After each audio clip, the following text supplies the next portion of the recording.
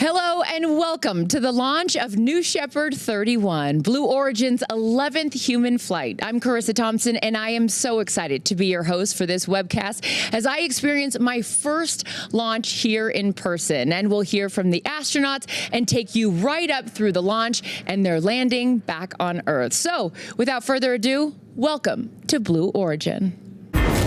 The human need to explore is deep within all of us. Our ancestors crossed mountain ranges, sailed open oceans to map new lands, and sought out the unknown, while always looking to the stars. We're curious, and now we're at a place where we can pioneer new horizons. Now is the time. New Shepard has cleared the tower. To open the promise of space to all. Yes, guys, we're doing it! And lay the way for generations to come.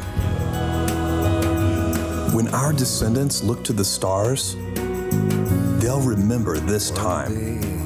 When they reflect on where it started, they'll remember this place. And when they honor those first explorers who said, "Let's go," they'll remember these bold steps. We are of Blue Origin. And this, let's do this, New Glenn, is just the beginning.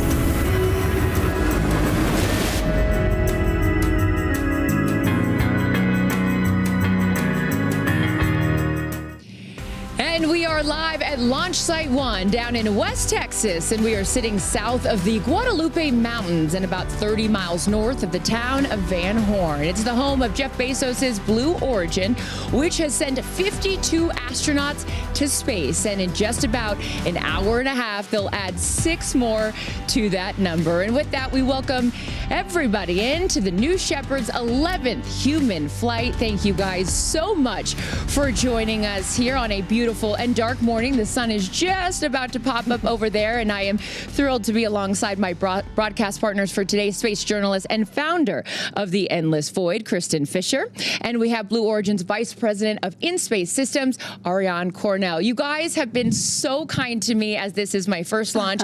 You are the experts. I'm thrilled to be with both of you today. Welcome to West Texas. Welcome to Blue Origin. Thank you. This is going to be a fun day. First launch is something you will never forget, Carissa. And you know, we've been out here for the last 2 days. Something about launch day, it just hits different, right, ladies? Yeah. And I'm so excited to be with you as you watch your first launch. I know, I'm thrilled to be here. But you guys, this is not your first launch, your first rodeo. You have been to many of these. And for you, Ariane, being with the company for a decade, what is so special for you in particular about this one? You know, I'm so proud to be part of this program for so many reasons, but I think, you know, with New Shepard, we're opening the space flight experience for everybody. Yeah. And this one, we've been able to have so many historic flights, but to be able to put 6 women on this launch in this capsule, the first time that has ever been done. You know, I can say, especially since I've got 2 little girls at home watching, one's 6 months, one's 2.5 years old. Little girls, they can see that this is a reality, and I'm just very proud to be part of this. And shout out to your husband who's holding it down at home for you so you could be out here doing your thing. That's right. Thank you, Michael, for not divorcing me when I get back. Love you, babe. And hello to your girls as well. Kristen, what's so special for this launch in particular? You know, I think the focus, understandably, is going to be on the people that are on this mission. I mean, there are some big names on board this flight. And so I think it's really easy to kind of get sucked in to the celebrity of it, right? Sure. But to do that would really be missing the point. And for all the people who are saying, well, you know, why should I care about celebrities going to space? This is a really big deal because this type of space flight is what's making space accessible to everyone. And it really fits the pattern of human exploration from the very beginning. First, you send the professional explorers, the military test pilots, then the civilians, the scientists, the engineers, kind of the experts, and then you send everybody else, the singers, the journalists, and the activists. activists. So this really fits a pattern here. We're now seeing it unfold in space, and I'm pumped to watch these 6 women go up today. History will be made. We are just about T-minus 1 hour, 25 minutes for launch, the liftoff of NS-31. So why don't we learn a little bit more about the stars of the show today? In seat number 1, Lauren Sanchez. Lauren is an Emmy Award-winning journalist, New York Times best-selling author, pilot, vice chair of the Bezos Earth Fund, and mother of 3. Her goal is to inspire the next generation of explorers. And in seat number 2, Katy Perry. Katy Perry is the biggest selling female artist in Capitol Records history and one of the best-selling music artists of all time. She hopes her journey encourages her daughter and others to reach for the stars, literally and figuratively. Then in seat number 3, Amanda Wynn. Amanda is a bioastronautics research scientist whose advocacy for sexual violence survivors earned her a nomination, you guys, for the Nobel Peace Prize, as well as Time's Woman of the Year. And as the first Vietnamese and Southeast Asian woman astronaut, Amanda's flight is a symbol of reconciliation between the United States and Vietnam and will highlight science as a tool for peace. In seat number 4, Aisha Bowe. Aisha is a former NASA rocket scientist as well as an entrepreneur and global STEM advocate of Bahamian heritage. Aisha hopes her journey from community college to space will inspire young people in the Bahamas and around the world to pursue their dreams. Now in seat number 5, Gayle King. Gayle is an award-winning journalist, co-host of CBS Mornings, and editor-at-large of Oprah Daily. And as someone who is staying open to new adventures, even ones that scare her, Gayle is looking forward to stepping out of her comfort zone. In seat number 6, Carrie Ann Flynn. Carrie Ann has spent the last decade channeling her energy into community building through board service and nonprofit work. She has produced thought-provoking films that have explored a wide range of subjects, including the history of women in Hollywood and fair pay advocacy. She hopes her Blue Origin spaceflight serves and as an inspiration for her son and the next generation of dreamers to reach for the stars. So many incredible women. And oh my goodness, look at that shot. Ariane, does that get you fired up, if I may? No, I love that. What you see is we'll have like excess propellants kind of burning off. That's okay. That's what we're looking at right now is the rocket getting ready. It's getting filled with propellant. We always want to make sure that the temperature, but also most importantly, the pressure in the vehicle is all set. So that's why sometimes we got a little bit of excess. It's okay. There will be many times over the next hour and a half I will look at both of my experts and say, what's happening here? So if you guys, like myself, are new to this, don't feel like you don't know anything, because they will make sure that they get you caught up. So I want to start with you, Ariane. Can you speak to how Blue Origin has developed and evolved this process of commercial flights to space? Sure. So, just 10 years ago, April of 2015 was the first time we launched this rocket ever. NS-1. You see NS-31 on your screen. We've had 30 subsequent flights. We used the first 15 of our launches to test the system. We wanted to stress it to its maximums. A lot more stressful flight profiles than what you're going to see here today, what these ladies are going to experience. We want to make sure that at Blue Origin we completely understood the entire rocket system, the capsule, and not just from a technical perspective, but also from an operational perspective. We want to make sure that our team is well prepared and practiced on this. It's an autonomous system, which means it flies on its own from beginning to end, but there's a very well qualified team behind it to prepare the rocket as well as prepare the astronauts. NS-16, Jeff Bezos went up for the first time, July 2021, and we have had a total of 10 human space flights since then, today making our 11th, and today a historic one. Yeah, indeed. I mean, it should be noted, it's just the 6 women in there. It's only 6 women. It's just 6 women in there. Only. Oh, yeah. I know, but maybe the wrong choice of words on that one.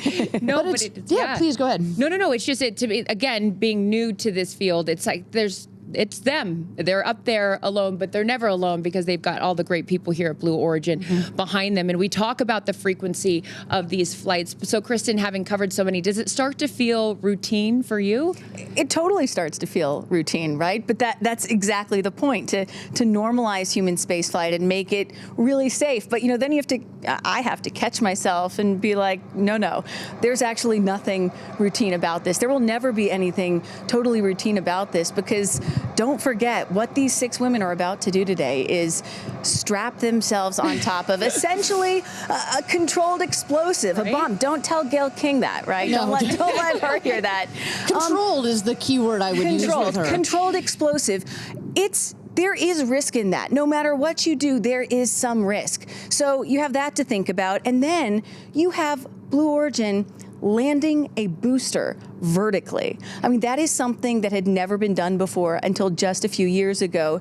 Truly the stuff of science fiction now come to life. So yes, it does become routine, but it's also routine and extraordinary all at once. Well, I feel so grateful that we're not just sitting in a studio talking about this. I know. This isn't a green screen behind us, ladies and gentlemen. We are here on the ground.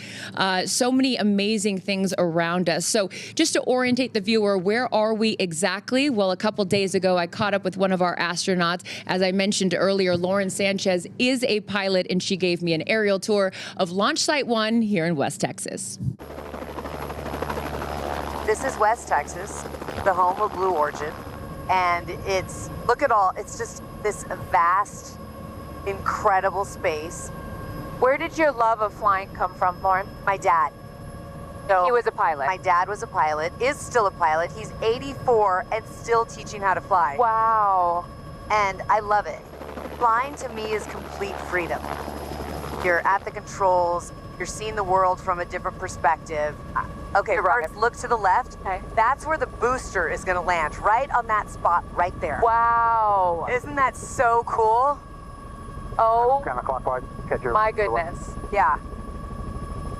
And then look, and then our capsule is gonna land somewhere in this vast open space. I can only imagine how you're feeling in the sense that when you sit here in the pilot seat and you fly this helicopter, and then in 2 days you're going to be going to space.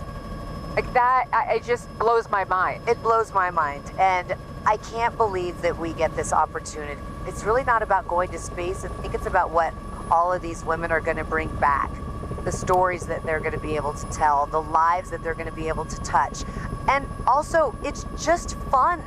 Yeah. Like, we get to do something that's fun, and I'm really excited about that. Pictures of you. This is where the rocket takes off, by the way.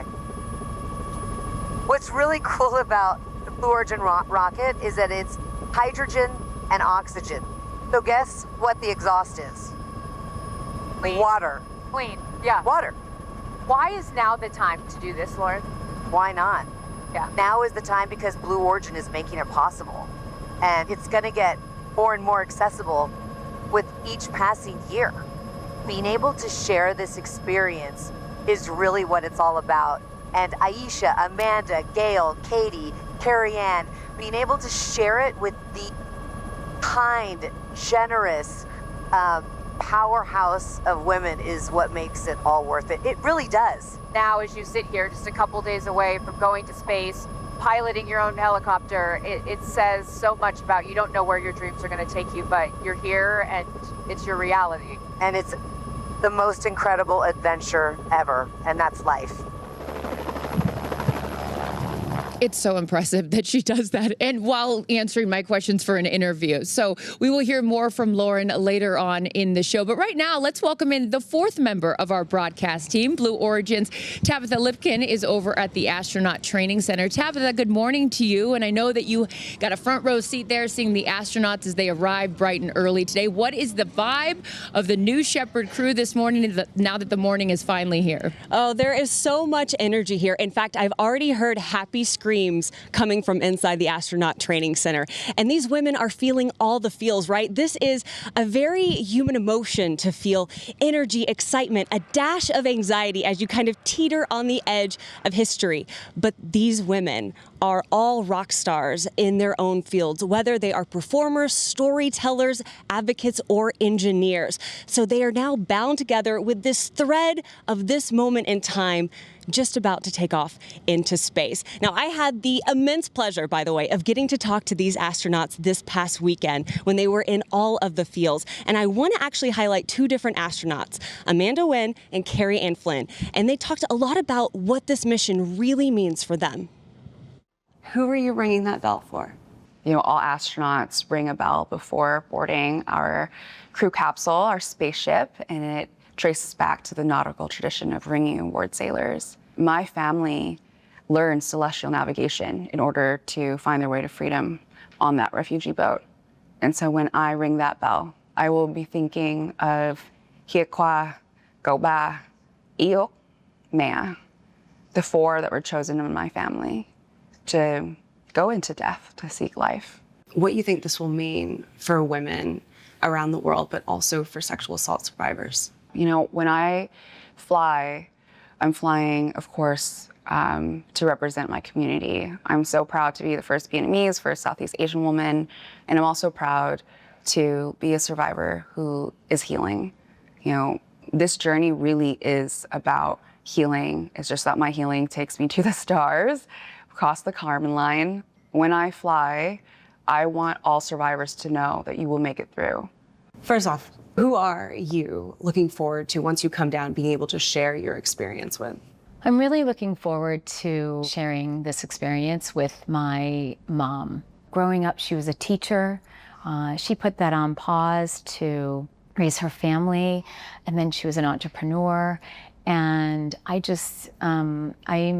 I'm really excited to be able to share this experience with her. She's been on this journey with me emotionally, and I think it's important, to honor the women that raised us and inspired us, and it's a little bit of giving back when we can share our successes with them.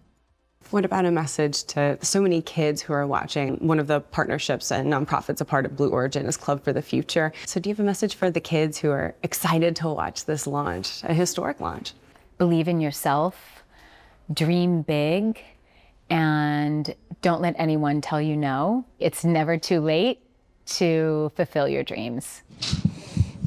So some powerful words that you've heard from our astronauts already. And as I said, it is an exciting and active scene here. This is really a generational event. And throughout the morning, we are going to check back in and hear more from the rest of our astronauts. Carissa? Thank you so much, Tabitha. And yeah, we're going to be checking in with you all day long leading up to launch as well. Thank you so much for that. So Ariane, obviously a whole new experience for these ladies, right?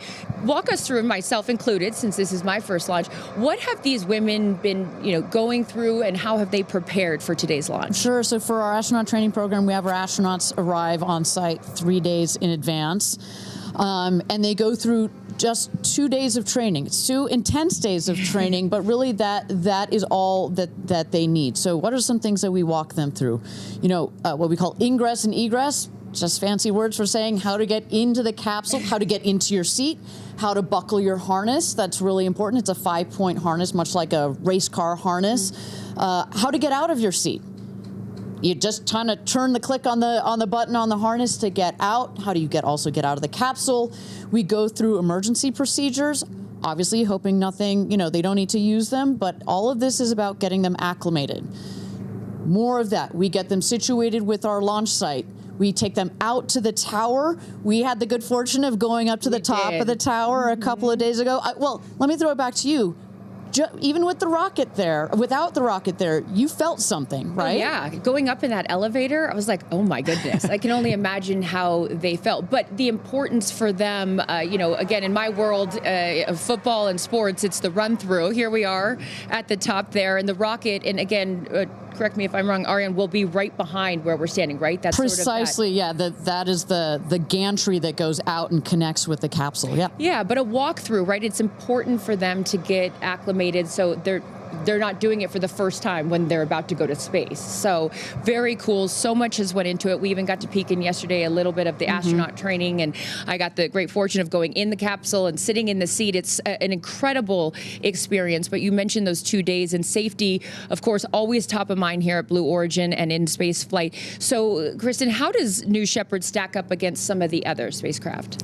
It's got a great track record. And, if I'm Gayle King, again, I'm going to talk about Gayle King a lot today. Who has admittedly said she's very nervous. She's nervous about it, which I find so refreshing. You don't always hear that from the professional astronauts about to go to space. She's admitted that she's nervous. So if I'm nervous, I would feel a lot better knowing that the rocket that they're about to fly on has an abort system or an escape system. And not only does it have that, but it has been tested and worked in real life multiple times. And so for those of you who have perhaps never watched a space flight before, the rocket's split into two parts. You have the booster on the bottom and the crew capsule where the astronauts are on the top. And so in an abort, or if something were to go wrong, the capsule could jettison away from the explosive, from the rocket itself. So that's critical because it means that the astronauts could get to safety. And as Ariane and I have been talking about, it's been tested 3 times, at multiple times during the ascent, and they actually tested it in real life once back in 2022 when there was an in-flight anomaly, and it worked. So that was not, to be clear, that was not a test. That was we actually used real thing. It. So it was not. It's not like we had set up this scene for us to test it. It worked perfectly. And it was uncrewed, right? But Correct. If astronauts had been inside, they would have been fine. Those payloads actually came out quite nice. We had some scientific experiments in there that really enjoyed the flight. Yeah, safety being paramount. Well, as I have admitted here, this is my first launch. I'm learning so much and have learned so much from you guys with your generosity over the last few days and months. But my day job is an NFL host for pregame shows, and I work with a guy named Michael Strahan. You might know who he is. Well, guess what? He became an astronaut when he flew up to space on New Shepard 19, and he has some words of encouragement for today's crew. Hey ladies, it's Michael Strahan. I just wanted to say good luck on your amazing flight today. It was life-changing for me. I hope it's life-changing for all of you. Cannot wait to see, because I experienced the joy I know that you're gonna have. I hope you just go up, just take it all in. Enjoy just looking down on the planet. Enjoy being weightless. Enjoy being together. That's the biggest thing, because it's a bond that will last a lifetime. So good luck. Have fun. Looking forward to seeing you when you're back on the ground. Welcome to the Space Crew. This guy, what a guy. As he's at his other job on GMA there in the morning show. But yeah, he can do it all, but a really cool experience. And he came back and had told me after he did that he didn't even know how much he needed it until he did it. A really special thing that these women are about to experience. So Ariane, what are some of the top reasons people tell you that they choose to fly specifically with Blue Origin? So first and foremost, a lot of them come to us saying, this is a dream I've had since I was a child. And they are so ecstatic that finally they have the opportunity to fly, and to fly now. You know, you can, it has taken so long for us to get here, and so now they can actually buy a ticket. I'd say the second thing is we do get those adrenaline junkies who have been like, I've been to the top of Everest, I've been to the bottom of the Mariana Trench, you know, I've flown in a MiG fighter jet, but there is no other way of getting this sensation, both from you're going Mach 3 times the speed of sound, but also you're getting this insane view from up in space. So I'm so jealous.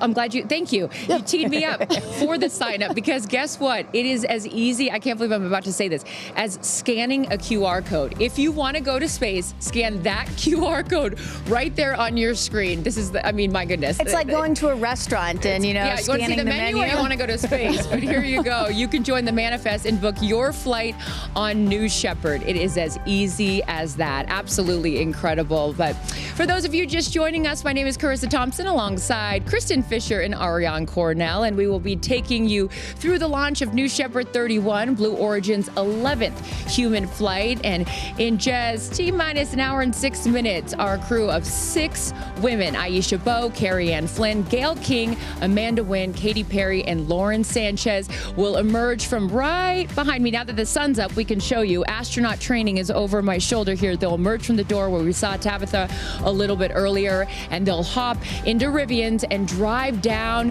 what I love, the road to space. Literally and figuratively, New Shepard 31 will take off in an hour and 5 minutes. So right now, we're going to hear from another one of our astronauts, Tabitha Lipkin, caught up with Katy Perry.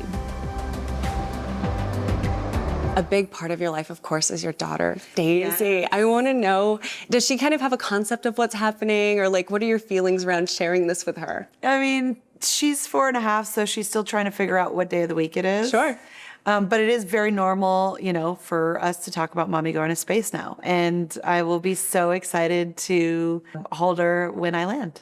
Do you have a message for your family in this moment? It's okay. Yeah, no stress.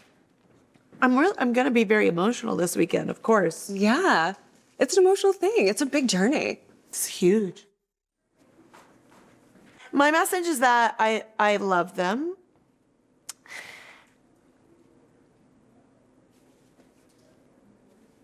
And I can tell. You've got so much love in your heart, and I appreciate you sharing that with me, especially in this moment. Take all the time you want. The message to my family is that I love them so much, and I'm so full of love, and I am so grateful to be representing a fearless female in my family, which is a domino effect from my mom, from my sister, and definitely something I feel from my daughter. What are you taking with you to space? I'm taking bracelets that represents the pillars of my foundation that I started with my sister called the Firework Foundation. I'm bringing almost 300 of them so that I can bring them back home for the 6th, 7th, and 8th graders that get to come to Camp Firework. They're going to be so excited. They're going to be very excited. It's really for those kids to inspire them as well, to never put limitations on their dreams.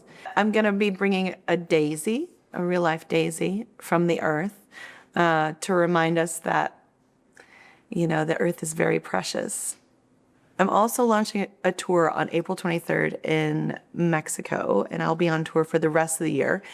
And I think it would be pretty cool to reveal my set list for that tour in space. Is that what you're going to do? I just might. We can look forward to? Just on a little nugget? Little nugget, yeah. So with that, take advantage of it. What's your message to your fans? Thanks for being on this journey of a lifetime with me, and what a ride it already has been and will continue to be. Obviously, buckle up. Oh, I love seeing her vulnerable, right? I mean, we always see her, she's tough, she's all this, but showing that emotion, that's a real thing. I saw her little daughter Daisy yesterday, and she's wearing her all pink astronaut suit, and she keeps going around being like, my mom's going to space. It's such a cool thing.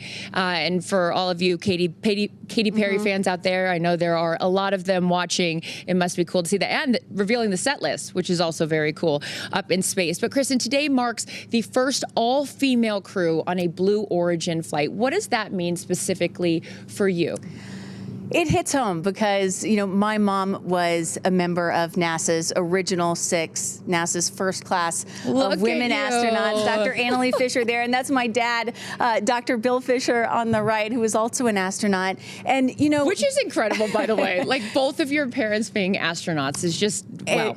And they both, I'm actually wearing the necklace that they both flew into space today. Wow. And so with my mom, it took that entire class, NASA's first 6 women astronauts, it took them 2.5 years for all 6 to fly into space. You're adorable. And it's so cute.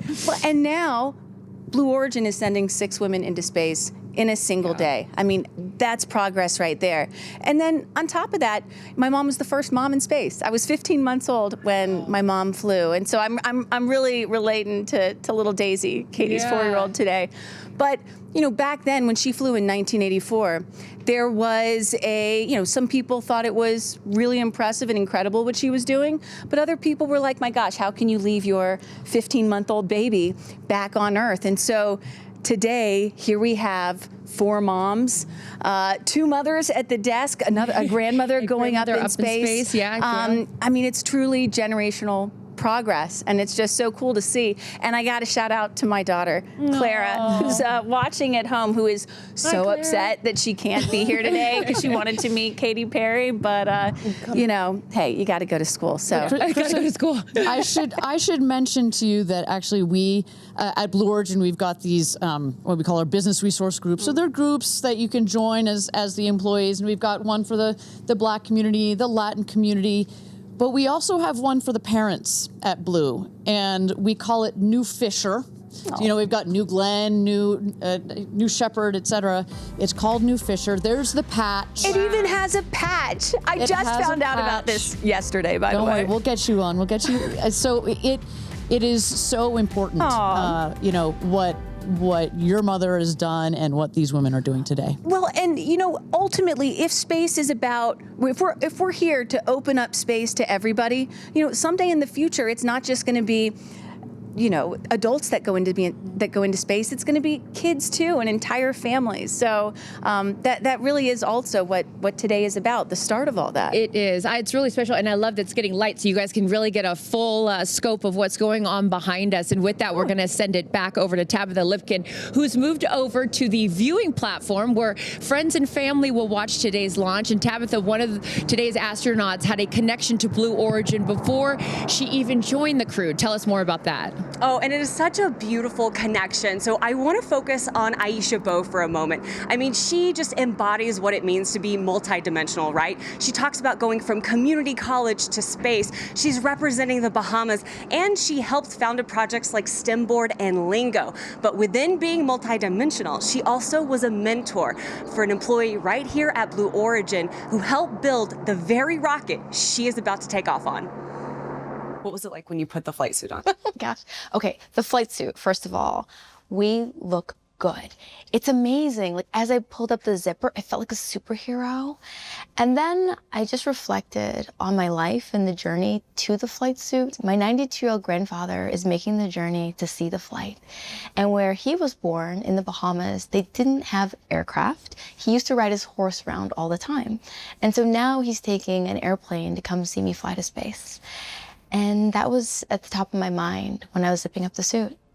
What is your connection? You mentioned this briefly when you were at NASA. There was an intern who now actually works here at Blue Origin, and you guys are tied in together. I want to know that story. I went to an aviation museum day for young girls who were interested in aerospace, and I met Claire Luce. And she said, I want to be an aerospace engineer. And she asked if she could come visit. And I was like, yes, of course. Well, that one day turned into me mentoring her, and that 13-year-old girl became a 16-year-old who had an internship at NASA, who then decided to become an aerospace engineer. And today, Claire is working on the very same rocket engine I'm going to fly on. And so to know that when I step in that rocket, that someone who I've known since she was 13 has had her hand in making sure it's safe means all the world to me. I mean, just an incredible story, right? To have that connection with Claire. And you know, Aisha's also been a big proponent of Club for the Future, which is Blue Origin's nonprofit, where you can get free space-related lessons, but also we're sending postcards to space. And Aisha specifically is sending postcards all the way from India, Kenya, the Bahamas, and all across the United States. Pretty remarkable. Oh, that's such a great story. Thank you, Tabitha. We will check back in with you in just a little bit. But in seat number 1 will be Lauren Sanchez, who has seen her fair share of human flights from the ground. And I had a chance to catch up with her to discuss her flight to space. You know, we talked even years ago about the idea of you guys doing this, and now it's coming to fruition. So take me through that journey, the all-female space crew, sort of, and how we got from the idea to it actually becoming a reality. All-female space crew, can you believe it? Can you believe it? I can't believe it. I mean, it's really, I hear that, and I have so much gratitude that we're able to do this. Mm-hmm. And it all started when I came here and watched Jeff go up. He came back more grounded, more like alive. Which is interesting, right? You go to space to become more grounded when you come back down to Earth. It's so true, though. I always say, you know, it's not about going to space, it's about what we bring back. And I get to go with 5 incredible women, explorers, but storytellers, to inspire a new generation to be interested in space exploration, to inspire a new generation to explore. When you explore, you also bring out the curiosity in someone, and curiosity leads to solving problems. I look at your story, and you've been so open about your dyslexia, and now here it is that the teacher that diagnosed you with dyslexia is going to be at your launch when you go to space. Why is it so important that your teacher is here for this moment, Lauren? Gratitude. Where I am right now is in part because of her. I was always told, you know, oh, you don't belong, you don't belong. I was a female in sports. You don't belong here. Do you know what I mean? I was a journalist, and I was a really young journalist. You don't belong here. Like, you're always told you don't belong. But the problem is, you know, people get told that all the time. I was starting to believe it. And that's what this is for all those girls out there that feel, or for anyone out there who feels they don't belong. If you're there, you belong there. I love that. Has Jeff told you what you could expect? What has he shared with you about his experience? He told me that it's going to change me more than I know. And I meaning, believe him. Yeah. He goes, I can't even explain to you how you're going to be changed, but you will be changed. What would you tell the little girl in the back of the classroom that is scared to go up to the front and do the class presentation or answer the question? What would you tell that little girl as you sit here just a few days away from going on this incredible adventure? It's okay to be nervous. It's okay not to be the best. It's just okay, and you belong here. I love her. It is worth mentioning, you guys, that going up with Lauren on her flight will be a Teachers in Space student experiment inspired by students across the United States, which will measure things like acceleration, sound, temperature, pressure, and a whole lot more. Scan the QR code. This is a different QR code, though, than going to space. And send your message to space and access free space-related lessons for educators. All right, you guys, as we await the astronauts coming out of training center to get onto that road to space, again, full admission, this is my first launch. I don't know how this whole thing works. So, Kristen, I want to start with you. Explain to everybody that's watching for the first time and someone like myself how this is all going to go down today. Well, I think when most people think about going to space, they think about going up into orbit and actually orbiting the Earth. We're not going to be seeing that today. What we're going to be seeing is a suborbital space flight, meaning up and back, no orbit of the Earth. And so total time for this mission, only about 10 or 11 minutes. And so it's going to start on the left-hand side of your screen. That is liftoff. Then there are two parts to this spacecraft. You have the rocket booster on the bottom and the crew capsule on top, which is where our 6 astronauts are going to be. It is going to ascend. It is going to cross the Kármán line, that invisible boundary that delineates Earth's atmosphere from outer space. That is the moment that these 6 women will officially become astronauts. And then it will descend down. On the left, in the middle there, you can see after the booster and the capsule separates, the booster is going to come back and land vertically. I mean, again, this is something that has not been done until just a few years ago. Incredibly difficult to do. And then that crew capsule is going to descend with the assist of 3 big parachutes and come down to a nice, cushy landing on the desert floor. Again, total you make time, it sound so 10 easy. to 11 minutes, right? I mean, it's going to happen really fast. It will happen really, really fast. I should note on the booster, so we made history with this New Shepard rocket, not the exact tail that we're flying today, but we were the first organization to ever land a rocket from space and reuse it, and that happened just 2 miles north was the launch pad, 2 miles beyond that was the landing pad where all of that happened. It was really exciting. These women, though, I should say, while it feels, it still is a rocket launch. This thing is gonna rattle, it's gonna rumble, it is loud. There is this, the sights and sounds of this experience for them, it is real. I would love to have you expand upon that a little bit more, since until I scan the QR code and get an opportunity to go up to space, I would love to know what that feels like. So is it, do you equate it to you're in a roller coaster? I mean, walk us through how, my goodness, I guess we're just being told, look at that. Gail Our first astronaut jumped into the Rivian right there. And so walk us through this process now, Ariane. So now that they're going to load up the astronauts in the cars, what's going to happen next? Sure. So the astronauts, here you see Amanda coming out. Here There's they come. Lauren. Carrie Ann. So they're going to get, there's Katie and Aisha. So they're all going to get into the Rivians. Look at Gail bouncing up and down. She doesn't look nervous at all. She's ready to go. So they're going to get into the Rivians. They're going to drive just behind us. We can already see the friends and family starting to line the road to give them one last shout out. They got bells. They're going to be cheering along. They are going to then pass right behind us. right in front of Mission Control. Look at Katie. Look at Katie. Look, she is ready. And I should note, there's Lauren. There we go. For all of you just now joining us, this is the first time that we're getting to see our astronauts, or the soon-to-be astronauts, today. And there's Jeff Bezos right there, Blue Origin CEO and founder. That's right. Jeff is going to be driving one of those Rivians out there. The other one in the foreground you see there backing up, that is Sarah Knight's. And I interrupt you just right now because we're about to go to Go Pole for astronaut load. Let's take a listen. 7. Moving on, Capcom. Go. Engineering. Go, green board.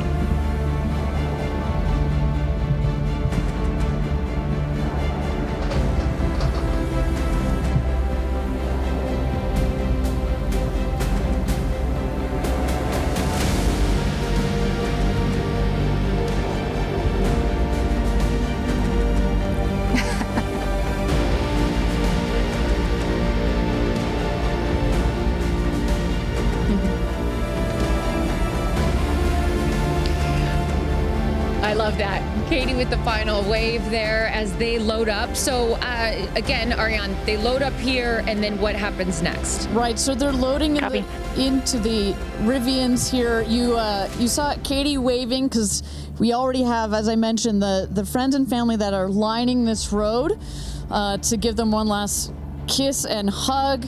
They will cross behind us in front of Mission Control, give a wave or a salute to our Mission Control team that's going to be taking care of them today. They're then going to take a left. At the top of the screen there, you saw the barn where we keep the booster. They're going to take a left there, and that begins the road to space. As mentioned, it's a 2-mile road that goes directly out to the launch pad. There you see the road to space, an image of it. They are going to be those Rivians go pretty fast, I should say. Those are like kind of warm-up rocket ships as you head out there. They will then go around the launch tower, get out, take a very quick photo, and then get back in the Rivians and go up the tower into what is the safety shelter, where they will wait a couple of minutes before they get into the rocket. There's Aisha. She said, I'm going to stick my head out the window. They were joking about that yesterday, and she's actually doing it. But such a fun moment. Lauren, right there. Jeff is driving. How exciting. You know, this has been something, as I mentioned to Lauren, she was talking about years ago that she wanted to do this, and now it's actually happening. It's got to be very exciting for them. Yeah, and Katie's sticking her head out too, gonna give a little wave to her daughter Daisy. They're all sticking their heads out the window. It's too bad that all three of them are so shy, you know? Well, and you know, we often talk about how it is oftentimes more difficult for the people who are left behind on Earth, their friends and family. You can't control anything. So seeing her right now, I imagine that emotion is much different than what he's probably experiencing. But either way, so much fun. Look at that, all the friends and family there to cheer them on as they head out. They're not quite as elite, let's say, Kristen, as your parents. They're not fighter pilots. You've got people that are very normal, like Gail has been very clear about her emotions and her nervousness. Mm-hmm. We want them to have the support and the love of their friends and family. And this is a moment that will change their lives forever. It is a moment, getting that chance to see the Earth from space is something that will forever change their perspective. They will come back slightly different people. And so for a moment like that, and here they come. Yeah, as right they're by our stage. Right over our shoulder here is our set as we wave to the incredible women here. And each crew names themselves, right, Ariane? So this crew has named themselves the 6 ladies, that are taking up space right here. Godspeed. Good luck! I love it. I love it. Well, I think what's so fun about this, to your previous point about this full experience and getting access to see them and send them off, it has to give them some comfort, right? I mean, you're going to do something that is so out of your comfort zone, that to see and to be around people that you know and that you love on your way out to the road to space is really special. And also just being here the last couple of days, you really have an appreciation that, yes, of course, the focus is on these 6 women, but I'd be remiss if I didn't mention the experience that I've had. Even you took us into mission control yesterday, and just meeting them. There's 10,000 employees here at Blue Origin, and all of the men and women whose lifelong goal it was to work at a company like this, and all their schooling, and just some of the most intelligent people that you'll ever meet, and all the hard work. I mean, this is not a small thing that is happening, and all of these people have dedicated their lives to moments like this. And so I just want to make sure we acknowledge that this is such a group effort to put these women into space for the first time. I should say, of all the interviews and press that I saw Gail King do prior to this launch, one of my favorites was Mae Jemison, the first black woman into space. And she made a very clear point. She's like, there's going to be lots of emotions on, I want to say game day, on launch day. It is game day. On launch day. But as you can see, she's got tears in her eyes already.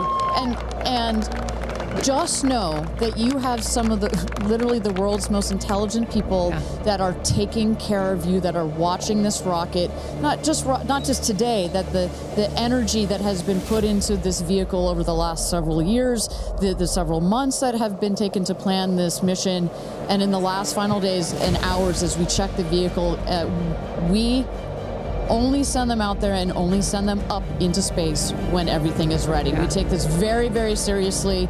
And as Kristen said, this feels like it's getting a bit routine, but every mission is not routine for us. We make sure that we take it seriously. It is routine, I should say, but it is... That's a good thing. It's a good thing, and our team is paying attention, and no detail is missed on the day of. And there's a saying that space flight is a team sport.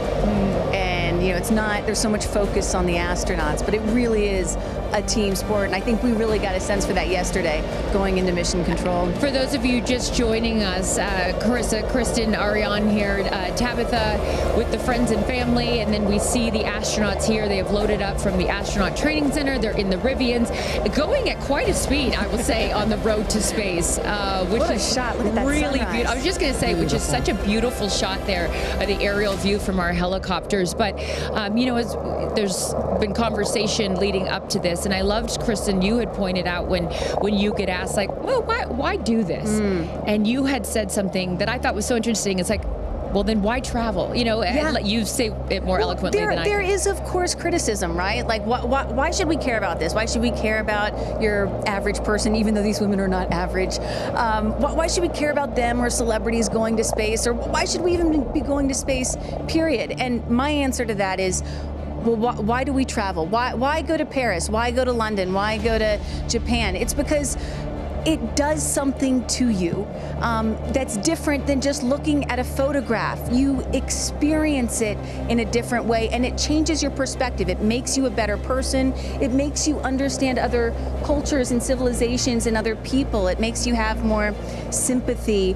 And you hear about the overview effect that these astronauts often talk about when they come back to Earth, and that is where you don't see Earth with borders anymore, and you realize that we are all just one. So I'm excited to see what they have to say. And I'm excited. Look, the moment has come here. So Ariane, walk our audience through sort of what happens next as they are approaching.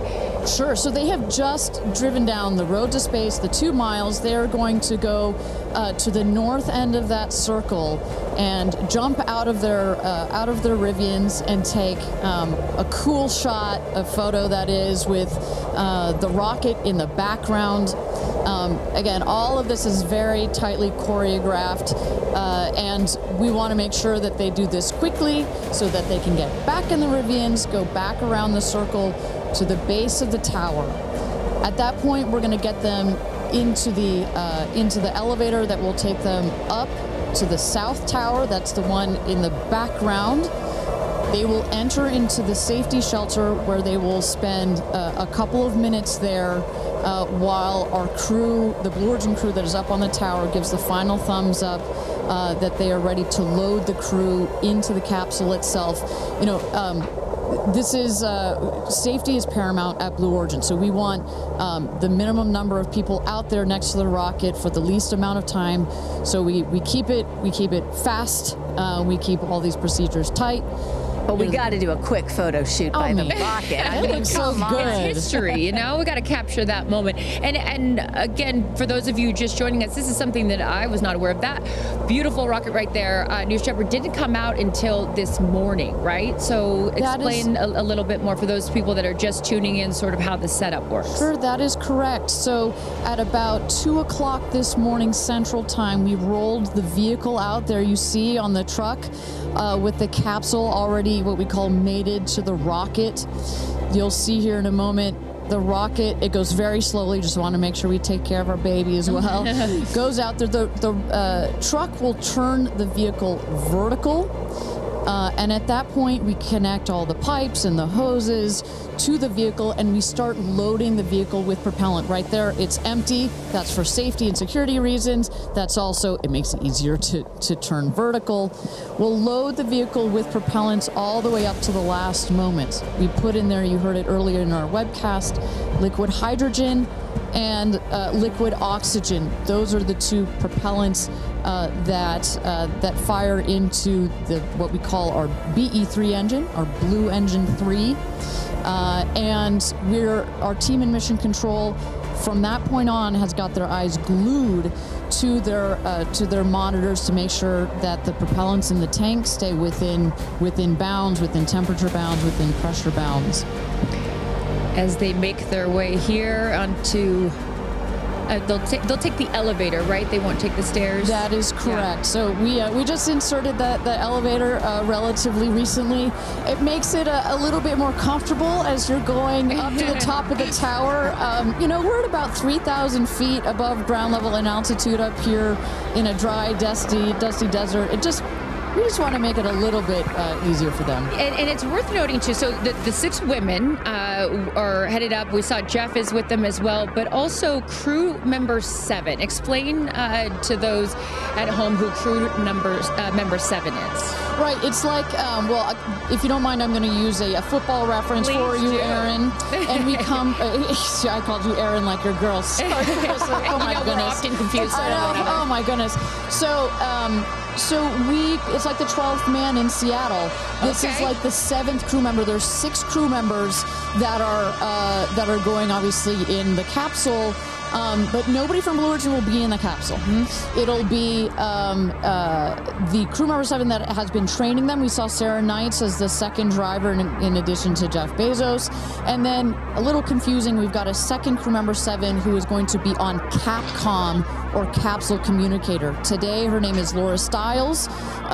She will be the person that is in our astronauts' ears, communicating with them, making sure everything's going okay, also telling them, hey, this is when you can unbuckle, and this is when you can... That's her right there. That's Sarah Knights right there, exactly. And now we are looking at what? So now the crew, as well as you see Jeff Bezos there, have gone into the safety shelter, and we're gonna wait there. You see Sarah Knights on the right.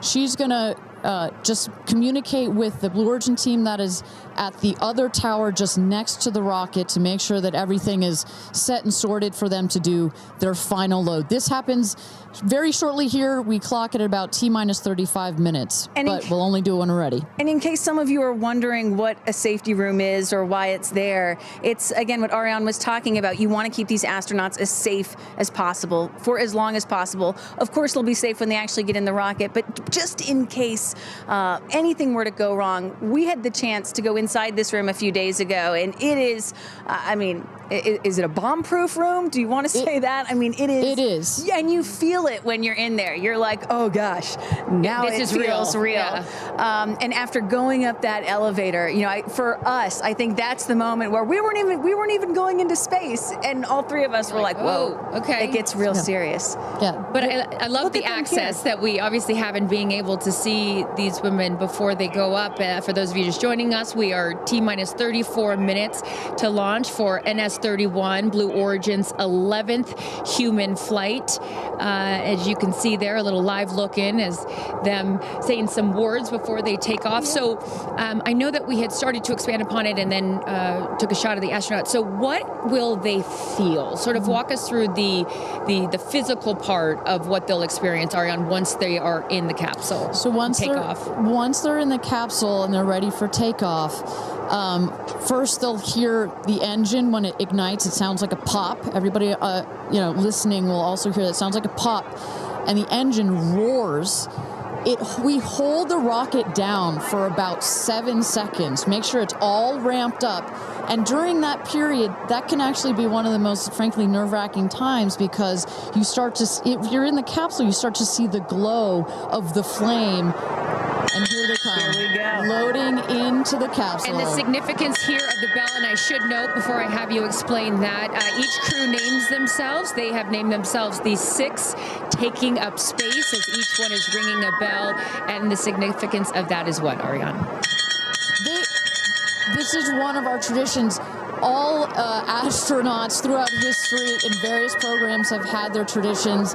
For us, we always want our astronauts to ring the bell. Above there, you see, light this candle. Those were the last words that Alan Shepard said right before he went to space. Alan Shepard, of course, the namesake of our vehicle. He was the first American into suborbital space. And we just like to let the stars know that we've got some people heading their way. Absolutely. As they load in, I will... In my world, we call it an audible here. Just if we have any sound from mission control or anything, I'd love to take a peek at what's going on in there and just give the folks at home some idea of what's happening there. There we go. There we go. So we don't have sound of it, but we can see all of the brain behind this beast. But I could tell you, Carissa, other than a couple of discussion points on the radio, honestly, it's about this quiet when you're in there. Really? That surprises me, because you would think, like, in a control room in TV, it's a chaos, right? In the best way, but in there, it's quiet. And honestly, chaos is, quite frankly, the last word I would use to describe our mission control. This team, they're working through very specific procedures on a very specific timeline. They've done their own rehearsals over and over again. We also want to keep the communication line open if anything, if anybody's got to call it out. But it is a very well choreographed team we've got. And when folks are wondering, what exactly are these soon-to-be astronauts doing when they're in these 2 days of training leading up to this space flight, it is exactly this. Simulating right? everything. They have done dress rehearsals and dry runs of everything that you're seeing here. They practice over and over, getting inside this capsule, strapping themselves in. And, one of the biggest things that they have to remember to do is when they get those, remember, they only get 4 minutes of weightlessness, 4 precious minutes. They have to unbuckle and then buckle back in at the exact right moment. So those are some of the things that they're learning to do and practicing while they're training in that building right behind us. As we look at New Shepard 31, the 31st mission, the 11th human flight here for Blue Origin. We are T-minus 30 minutes. Carissa Thompson, Kristen Fisher, Ariane Cornell with us, and Tabitha Lipkin at the tower. I am going to be leaving here in just a few minutes. I'm going to go to fallback 3, an area. Then I will wait for the capsule to land. I'll wait for the recovery team to come out and then bring you interviews from each of our astronauts as they arrive back here on Earth. I cannot wait for that. Again, we've seen them load now into the capsule, and I just would love, some more play-by-play, Ariane, of sort of what now this process looks like, as it's all new to me. And for any of you that are also joining us for your first launch, welcome. And now we'll let the experts tell us what's going on. So you saw them loading. You saw them loading into the capsule. They are getting into their seats. They're getting into their harnesses. It's a 5-point harness, so clicking them all in. All right, we're hearing that Capcom right now. Sorry to interrupt you, Ariane, which is short for Capsule Communicator, and ready to do the astronaut comm check. So let's take a listen. Laura Stiles has the mic.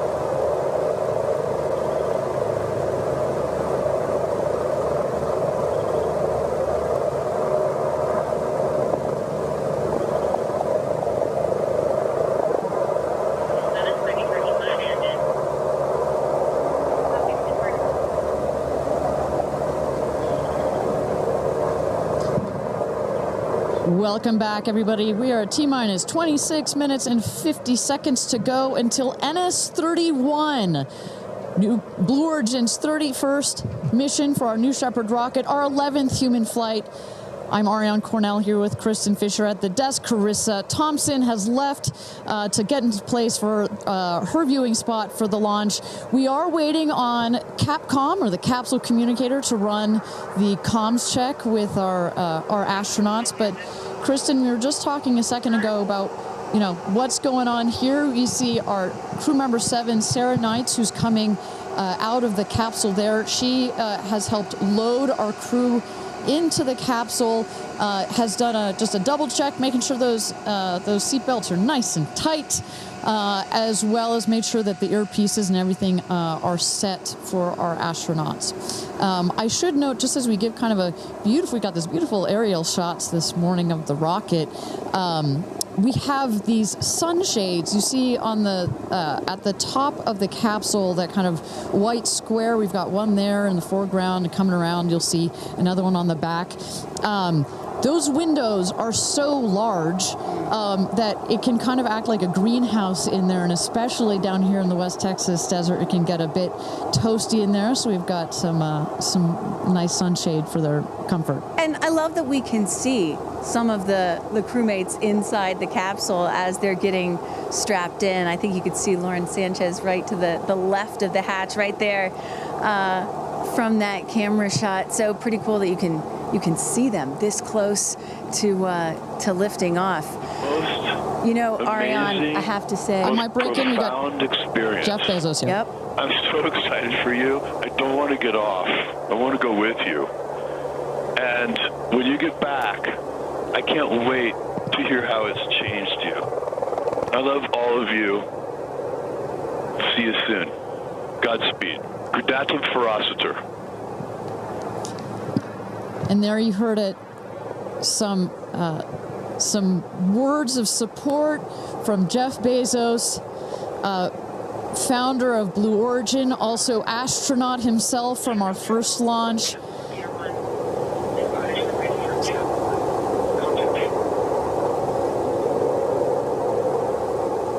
So, of course, Lauren Sanchez is Jeff's fiance, one of her supporters. But as we mentioned before, we've got lots of friends and family that are supporting the rest of the astronauts here. They are out at the viewing tower. Let's turn it over to Tabitha. Tabitha, have you had a chance to chat with some of the family members out there? You know, a lot of friends and family have come out here, and it is an exciting vibe. I am standing by with two women who need no introduction. And Chris, I have to start with you. What is it like to be here, and what brought you all the way out here to this launch? Well, Lauren and Jeff, we're here to support our girlfriend and our friends, and I never thought that we'd be talking to you from a space launch. For sure. So this is a really unique experience, and we're just so honored to be here to support them and watch this amazing part of history. And I'm so proud of her. And I just feel like all of the female astronauts that are going to go up today. It's such a big day in history, and it's so empowering, especially my daughter is 7, and just to see something like this. And I mean, somebody said their grandfather was here that's 92, then they didn't even have transportation back then the way that we do now, and now they're going to space. It's pretty amazing. That's Aisha's grandfather. 92 came all the way here. That's where the story, I was like, I heard this story, and you know, he had no airplanes, nothing back in his day. Now he's seeing his granddaughter go into space. That's a beautiful thing. Really incredible. And how does it feel also to be able to share this with multi-generations within your family? It's really something. It's just, Kim keeps writing us because she was supposed to be here with us, and she's studying for law school, so she had a big test that she had to take. Again, something I'm very proud of, but she just keeps calling, going, I have such FOMO, tell me every minute of it. So it's very inspirational, and just super proud of the girls, every one of them. And it's a very brave thing to do, and I think it also just says something, like Chloe said, to my 13 grandchildren. Yeah. And what can you say to that too, for your children? Oh, I just think it's really whatever you dream of is in our reach, especially in today's day and age. And dream big, wish for the stars, and one day you can maybe be amongst them. That's so beautiful. And just before I send it back, any last messages to the astronauts before they take off? I think just great luck. Be present. I mean, I'm so excited. I love the messaging that we keep receiving from the staff here at Blue Origin is don't film it through your phones, look through your eyes, be as present as possible. They will supply all the content that we need and to give to our families, but I love just being in the moment. Yeah, same. And we're gonna excited. Yeah, we're so excited. We're going to be in the moment too here. We're going to send it back to you guys at the desk, and we're going to start watching. Love you, ladies. Good luck. Bye. We had no idea that Chris and Chloe were going to be here, and we're about to be interviewed by Tabitha. So that was a nice little treat. They sure look the part, you know. Oh, they're ready for their day out here in Texas. I love it. Yeah, and you know, for those of you watching, we're really in the middle of the desert. We're a solid 2-hour drive from El Paso. And as you were saying yesterday, Ariane, you know, you really get the sense like you start in El Paso, and the more you get out here, you do start to feel like you're on another planet. I mean, it's got quite a moonscape, Marscape vibe. And our guests that are here today, as we just saw in Chris and Chloe, are dressing the part. Well, so let's bring it back to the real stars of the show, our astronauts. And one of our astronauts that we haven't heard from yet is Gail King. She has obviously a lot of emotions going into this flight. Let's hear what she has to say from this interview with Tabitha Limpkin just a couple of days ago. When I made the decision to come, there were only 3 people whose opinion matters to me the most. Favorite daughter Kirby, favorite son Will, and Oprah. That's my kitchen cabinet. And all of them said, I think you should do it. All of them, much to my surprise, including Oprah. I really thought she was going to say, nope, I don't think you should do it. And she was like, do it. She said, I really think you should do it because you've been talking about it. And when it comes back and you're not on it, you're going to be kicking yourself saying, I could have gone and I didn't. And I don't want to have to hear about it for the next few years. And, you know, I think everybody in this group is a storyteller and explore, and to be able to take this message and tell other people what it was like from our different perspectives, I think is very significant. Do you have a message for the kids watching? You should always know that no dream is too big. You know, we have someone, Aisha, who was told when she was a kid, your dreams are too big, you need to dream smaller. No child should ever be told that. And so I want people to know no dream is too big. And also, LL Cool J said this to me once, dreams don't have deadlines. Isn't that good? That is real good. Dreams don't have deadlines. I've never forgotten that he said that, and I believe that as well. What are you taking up with you? Oh, I have a bunch of stuff. I have Luca. I wanted one of his favorite toys, so I have a Sesame Street character called Tamir.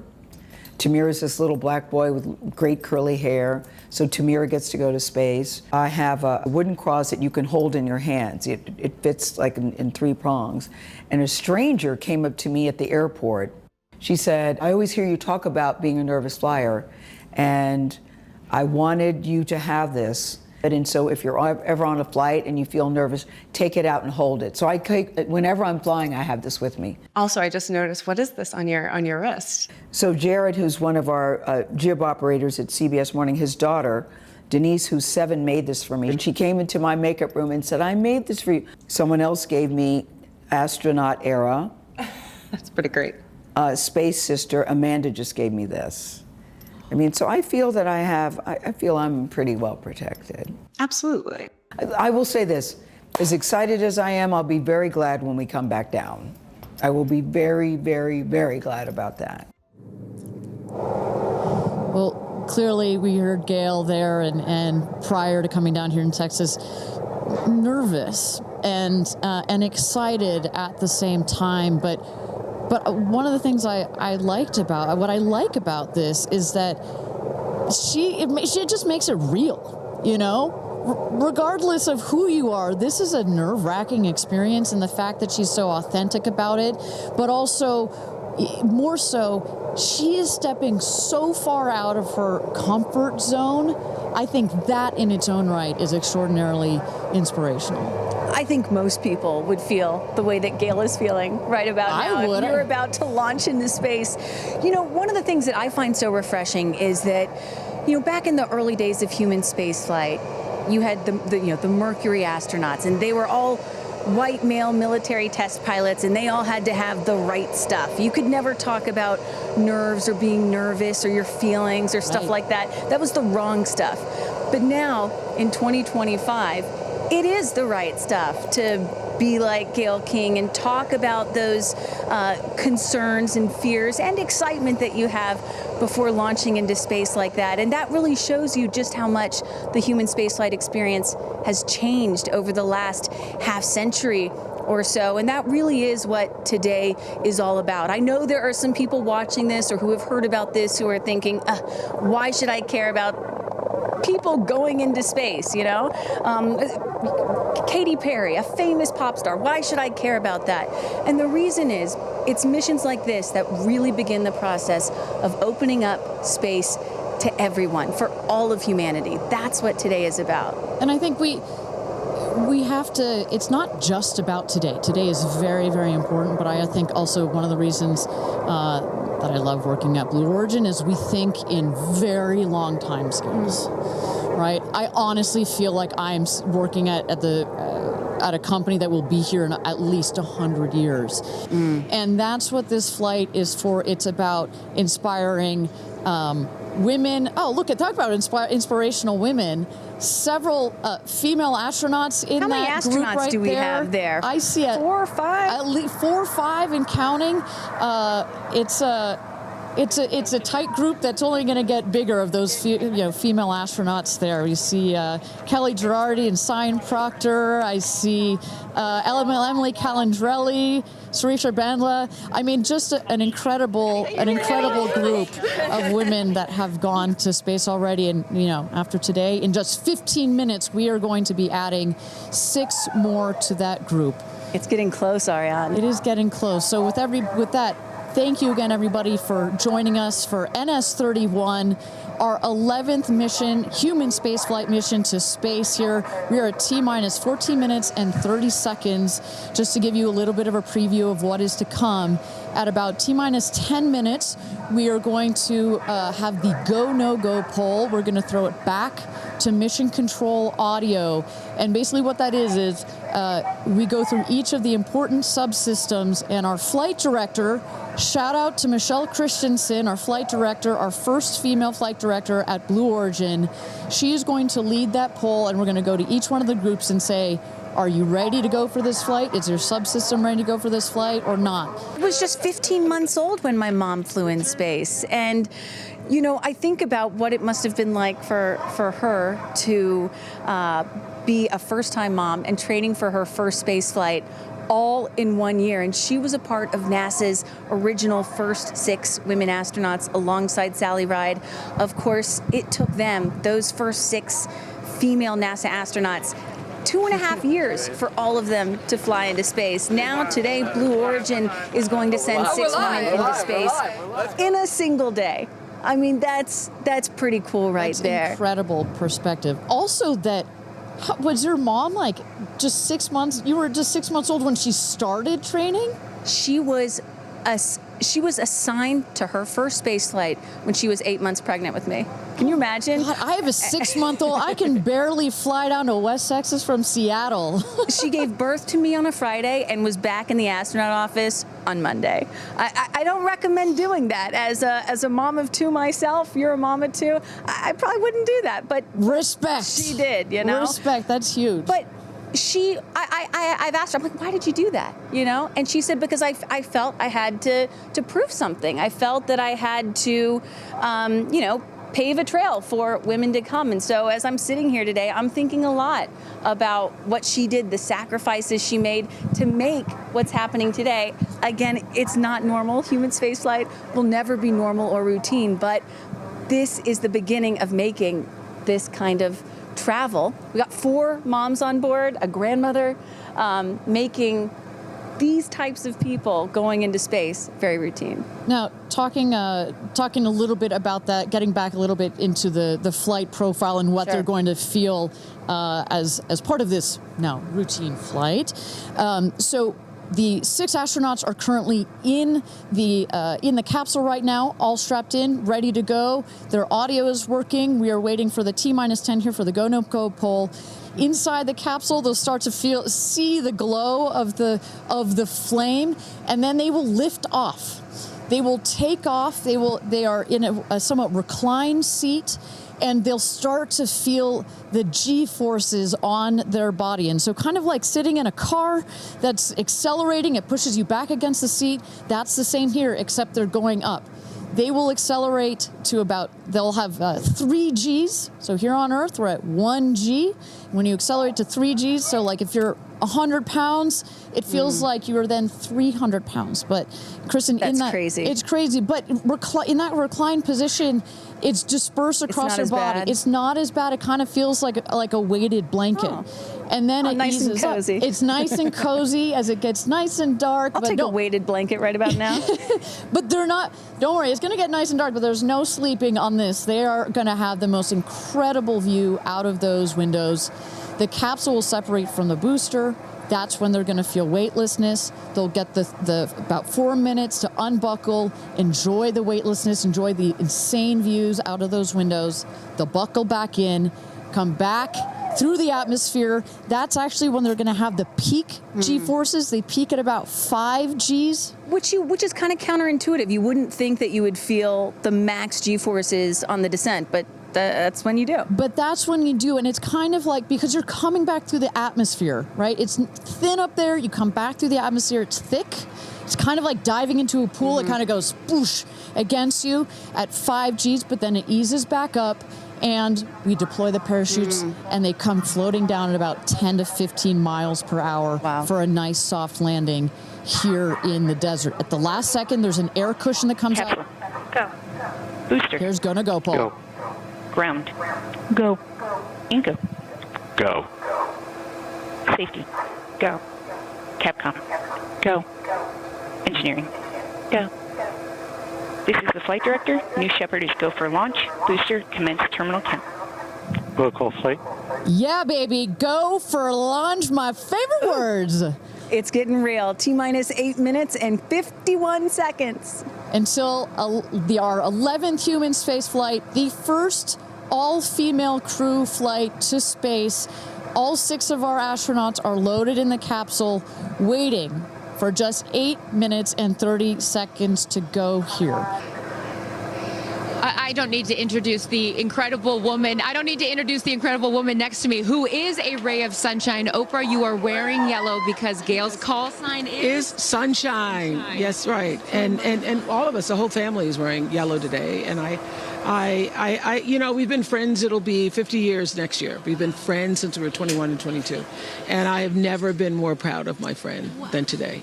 Never been more proud, because this is bigger than just going to space. I mean, I think for her, who anytime we're on a flight, she's in anybody's lap if there's the slightest bit of turbulence, has like real anxiety flying, and this is overcoming a wall of fear, a barrier. It's I think it's going to be cathartic in so many ways for her. She told us that she was surprised that you told her to do it. Why did you want her to do this? Because I think life is about continuing to grow into the best of yourself and the fullest expression of yourself. And I think that this is one of the most fullest expressions you can possibly have. And I know that I felt deeply that she would regret it. And I didn't want to hear about it for the next 15 years. I wish I had gone, you know, and I said, there's only one time that all the women are going up for the first time. You know, there will be other trips, but there's only one first time. Incredible. So to be a pioneer is great. What was the last conversation you had with her? I said, peace be still. Hold the God's unchanging hand. He's got your back. That's it. That's it. I know that as we're counting down here, we're getting excited for that go for launch moment. How are you feeling as her best friend? I feel so calm. I don't think I've ever been more calm, because I think it's already done. Once she said yes, once she committed to yes, and Lord, did we all hear, should I do it, should I do it? Since Thanksgiving, we've been talking about it. And so once she finally said yes, I was like, okay, we're going. It's a go. You know what I have loved is her vulnerability, because she's the voice of a lot of us that would be afraid, and she's okay to talk about being afraid. Why has that been so important to show that part? I think, you know, for every woman who's on this flight, it's about fulfilling something within themselves. For Gail, it's about overcoming this great fear and also stepping into the moment of excitement. And I think, you know, it goes beyond this moment of just going up in space. I think this will be an everlasting experience. I was just thinking this morning, you know, Gail has been there for me for hundreds of events. I can't even remember them, you know. But you will never forget this day. None of us will ever forget this day. Well, thank you for being here, for her, for us. I mean, this is just, it's a historic day, and it's only fitting that you are here front and center as a ray of sunshine that you are, Miss Oprah. Thank you so much. Thank you so much. No time. You're next, you know. I'll send it back to you, Ariane. Thanks, Carissa. Wow, to see Oprah down here. No, I'm not besties with Oprah, not yet anyway, but if Oprah told me to do anything, I would do it. I don't think Gail had a choice after Oprah said, girl, you got to do this. She had to do it. Ariane, we are under T-minus 5 minutes until these ladies hopefully launch into space. And, you know, you were just talking about what these women are going to feel when they launch. But let me tell y'all watching what we may hear, because we have one of the most famous singers on the planet on board, and there is a chance that we will get to hear the audio inside and hear what these soon-to-be astronauts are saying and possibly singing while they're weightless. So I can't wait for that moment. I'm also hoping she comes down to Earth and does like either a Fireworks Part 2 or E.T. Part 2. I think that's going to be, and I think, but let's stick on this point for 1 second, Kristen. I think one of the incredible parts about this crew is their ability to tell the story coming out of this in their own unique way. The way Gail can go on TV and talk about it. Amanda can go and continue to advocate for women more broadly about it. The way Katie can sing about it, etc. The way Carrie Ann can produce films about it. That is what is so special about this crew in particular. And that is what's so special about this new era of space flight. This is not NASA. This is not governments. It's not the US, China, or Russia. This is the commercial era. These are private companies, and this is Blue Origin sending the first all-female crew into space since 1963. And this is all going to happen so fast in just a few minutes. Fantastic. Well, so at T-minus 3 minutes to go until our 31st launch of New Shepard, our 11th human space flight. Just to tell you what's coming up here. At T-minus 2 minutes, we send the show over to the vehicle. It goes into autonomous mode. Command engine controller ready to start. We have our team, of course, in mission control that have their eyes glued to the screen there. There you goes, mission control, quiet and intense. There's one of our crew member 7's capsule communicator, Laura Stiles. She is communicating in the ear of our capsule, in the ears of our astronauts. But what we're going to see in the last 2 minutes, you'll see the fins at the base of the rocket gimbal or just move back and forth. We want to make sure they've got free range. At the base there, you see the nozzle, the engine peeking out. The engine as well is going to gimbal, going to move. Both in conjunction together, those two systems. Propellant tanks to flight pressures. Those two systems guide the rocket. And when you are out there at this moment, this rocket feels like it is alive. It feels like it is a living, breathing, hissing thing, right? And there's the gantry pulling back from the rocket. T-minus 2 minutes and counting. Transition to onboard hydraulic pumps. And this right here is the moment that they've been training for.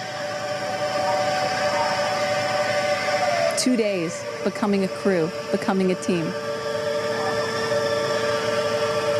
After you go through an experience like this, it's more than a team. It's almost like a family. You are so tight to go through something as intense Executing as this. aft fin built-in test. And everything looking really good, Ariane. So far from mission control, everything is clean and green for this launch. T-minus 1 minute to go here.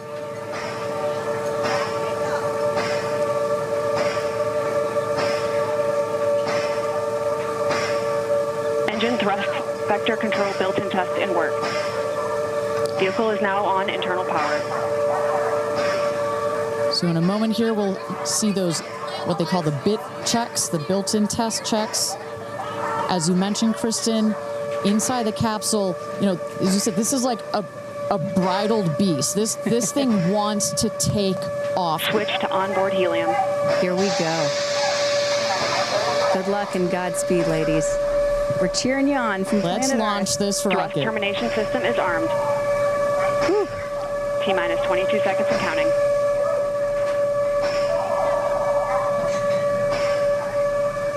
Good is internal.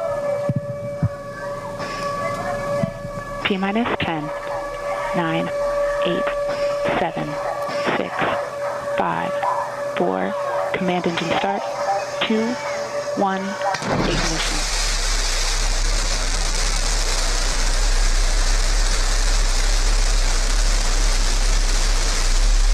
Liftoff. New Shepard has cleared the tower.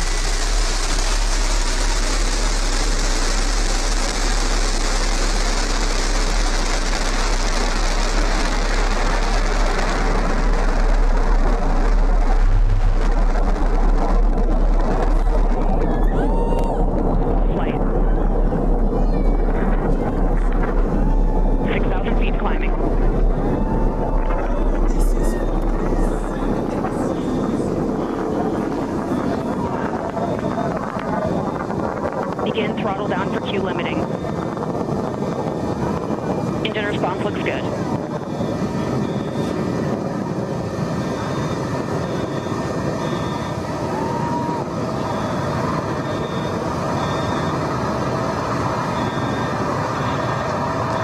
Max Q, maximum dynamic pressure. Mach 1, vehicle is supersonic. Engine back up to full throttle. Supersonic, we have passed through max Q, maximum dynamic pressure. That's when the vehicle, the stresses between the atmosphere and the speed are at their maximum. So to punch through that is so important. You see the BE3 engines is firing beautifully. You see the stream of steam behind it. Those ladies right now are having an incredible view on their way to space. Passing through 80,000 feet, 1,300 miles per hour. They're going to peak at about 2,300 miles an hour over Mach 3, 3 times the speed of sound. Shortly coming up, we'll have MECO, main engine cutoff. We will turn off the engine, but the two craft, the capsule and the booster, will continue their ascent to space. Stand by, MECO.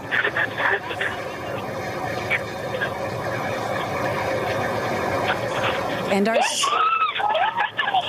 And there you saw the main engine is turned off. We're now going to separate the capsule from the booster, and at that point, Kristen, that's when all 6 astronauts are going to start to feel the weightlessness, and shortly thereafter, we're going to let them unbuckle. And that right there is the most critical milestone of this whole ascent. Oprah watching her best friend go to space.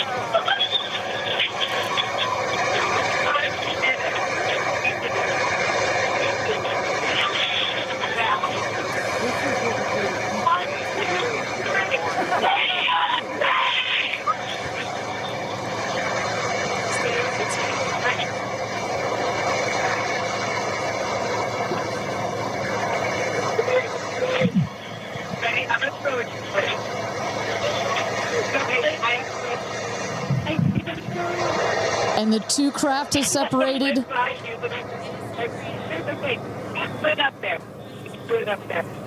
328,000 feet, 100 kilometers. Welcome to space, ladies, or shall I say, astronauts. Oh, the moon! You guys, I will have to tell you, look at the moon. Look. Oh my God! Oh my God! Oh my goddess! That's our pink moon. I love you, Steph. And just in case it wasn't clear, those are the astronauts. Those are their voices that you're hearing. And there, they have hit apogee, the highest point in flight, well over 345,000 feet, well over the Kármán line. Wow.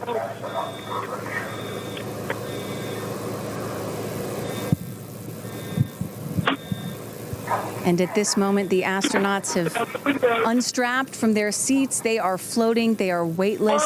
They are experiencing zero-G for the very first time in their lives. And Katy Perry did say that she was going to sing in space. I'm waiting for it. Waiting for it. 1 minute warning. 1 minute warning. So that is Capcom indicating a 1 minute warning for our astronauts to take in those last views before they get buckled back into their seats. At this point, both craft are descending already. Oh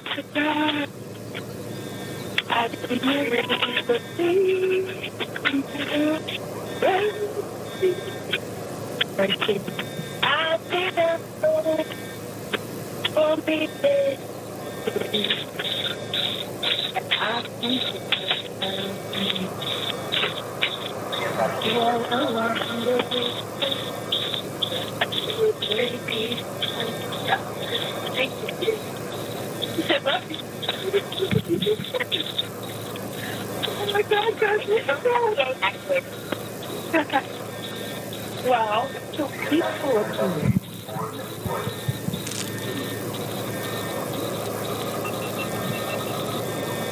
And you hear Dragon. Report status. 1, 2, 3. Copy. Whip. Report status.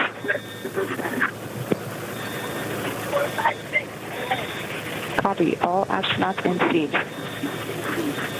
And a great piece of news there. All astronauts are back in their seats. You see the two craft now. That on the bottom, that is the rocket that is screaming back down to Earth. The rocket will beat the capsule to its landing spot just 2 miles north of where it's taken off from. At the top of the rocket, you see a couple of fins that have popped out. Those are to stabilize the rocket as it comes into land. Shortly thereafter, you will see the drag brakes that deploy that will cut the speed of the rocket in half. And then in the last moments, and there it is. We can see it from the stage. There comes the rocket down. It's going to relight its engine. We're going to also see a sonic boom. We're going to hear that shortly here. And remember, this is something that had never been done before until just a few years ago. Truly the stuff of science fiction that you're about to watch in just seconds. Drag brakes.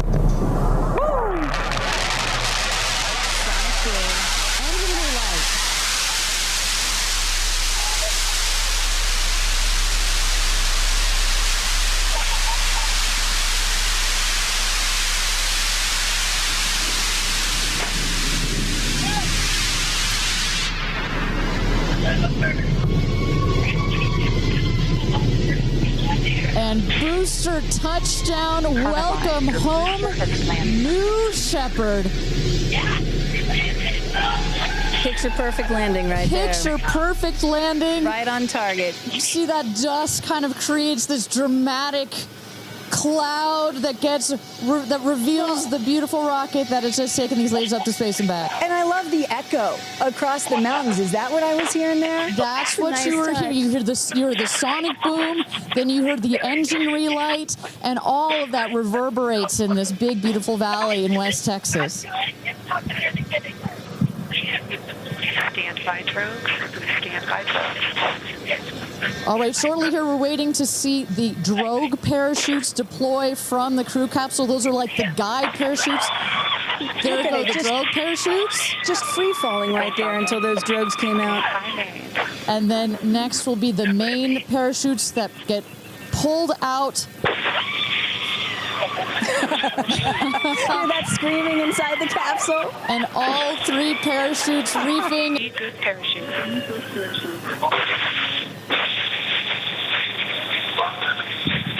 And I tell you, Kristen, from having gone through all of the simulations, I have gone through all of the training.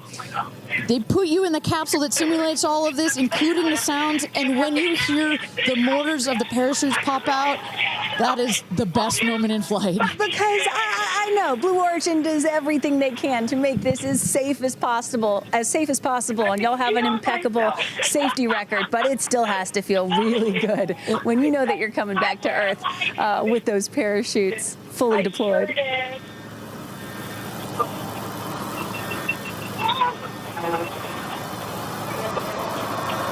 And we can see the capsule just over our shoulder here, going to be landing north and east of the launch pad, coming down softly and beautifully. 500 feet.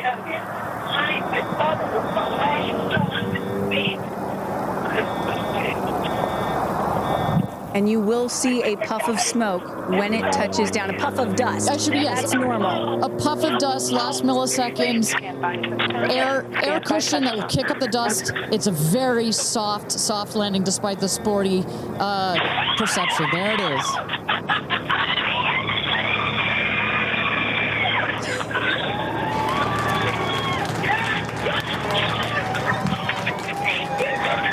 Touchdown. Congratulations and welcome back to Earth. Do status check. Double shot. Kristen, just some incredible images there. The capsule. Copy. Welcome back. Feather. Nice. Let's wait for just a moment here. Make sure they're doing health checks in. Beautiful. Dragon.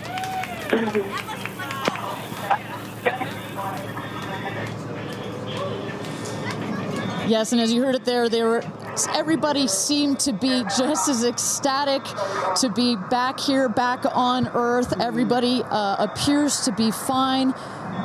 Beautiful shot there of the capsule down in the desert. As we were just saying, it looks like a tough landing, Right. but it is an air cushion in the last milliseconds that just makes it even softer. I will also note the parachutes landed very close to the capsule. That's just an indication that there's not very much wind out here today. A beautiful day for a launch and landing. A beautiful day to add 6 more names to the roster of astronauts that have been over the Kármán line into space. Carissa Thompson, what's the view from your road to recovery in the truck? Oh my goodness, you guys, as I've told you, this is my first launch. So standing out here with family, that moment of watching the rocket and both incredible emotions, relief, excitement. You saw Oprah's emotion, Orlando Bloom, as I was walking jump in the car to go meet everybody in recovery, he was like pretty good. So I can only imagine how these astronauts, now that we can officially deem them astronauts, are going to feel. I can't wait to get their reaction. We are headed out there now. I will check back in with you as soon as I have them. Sounds good, Carissa. And as everybody can see, the recovery crew is heading out there. We send them out as soon as we can see the crew capsule and spot the crew capsule descending. There will be at least 2 trucks that go out there. What you'll see is they will come around the capsule. We also have crew member 7 who's in there.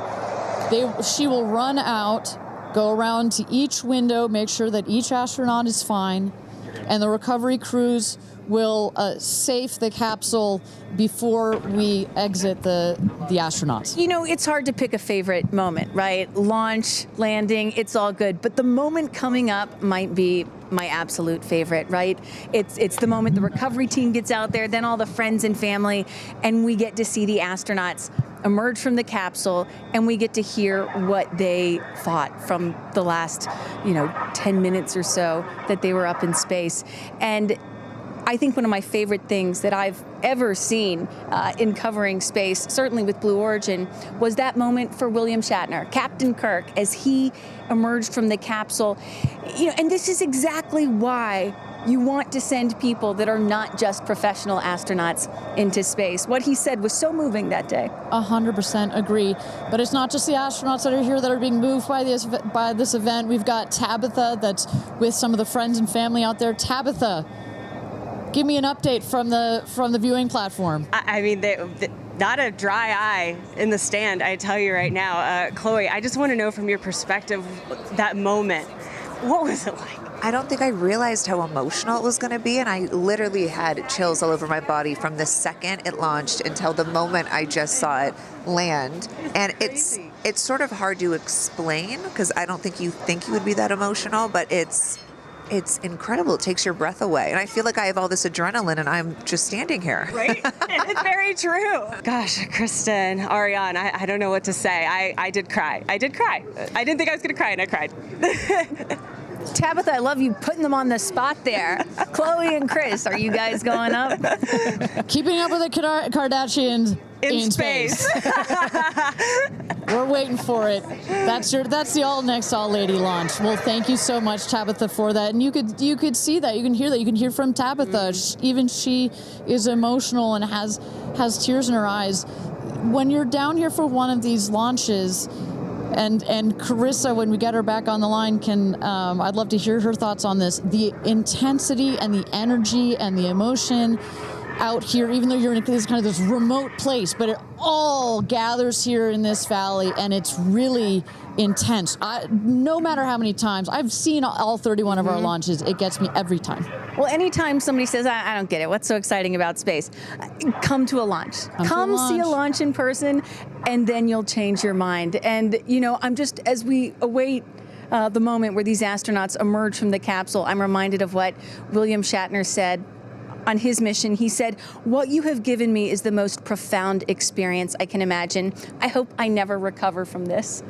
And I love that. You know, I hope I never recover from what I just experienced. And one of the neat things about this is these women were not in space for several days where they had time to get acclimated to it.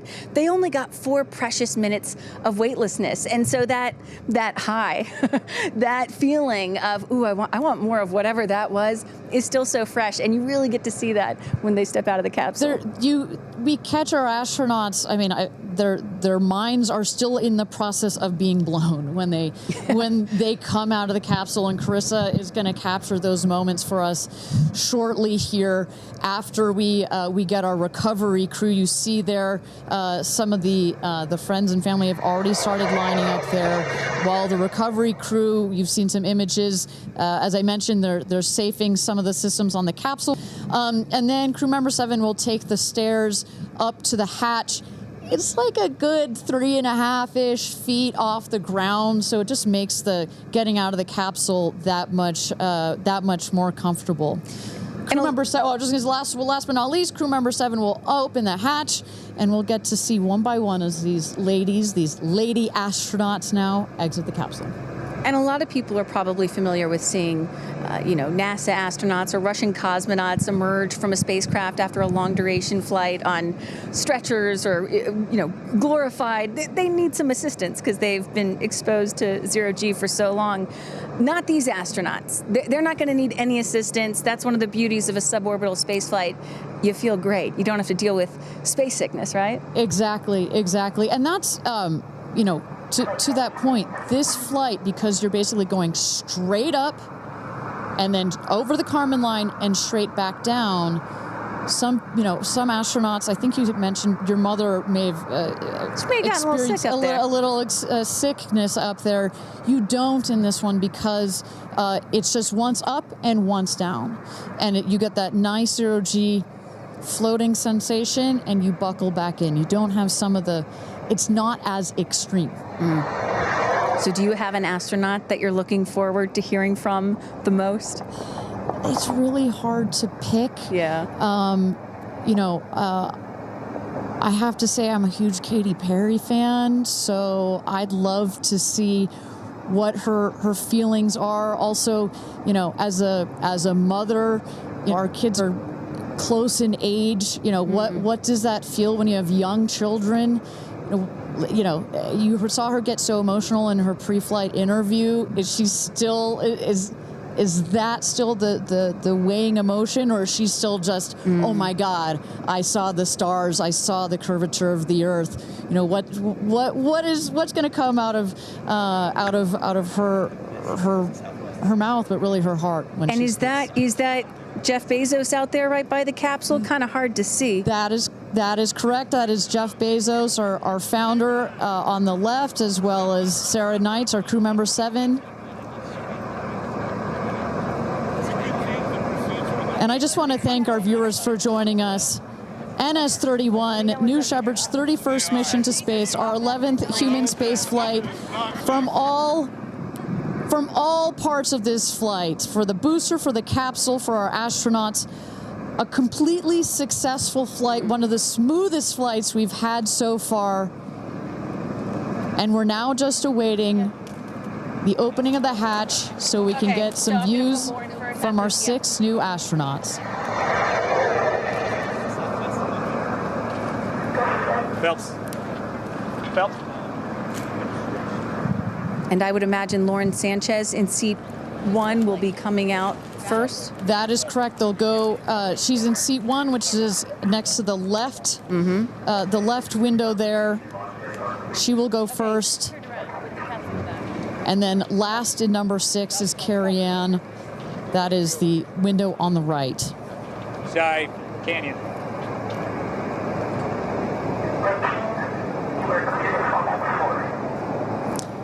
See those vans arriving. Those are friends and family.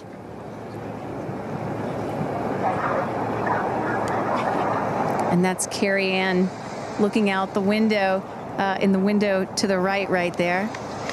Lauren Sanchez on the left, and you really get a sense for just how big these windows are. I mean, when you're inside this capsule, it's almost as though you're getting a full 360 panoramic view. One of the cool features of this capsule, the largest windows of any spacecraft. So over a third of the surface area of this craft is windows, and that's on purpose.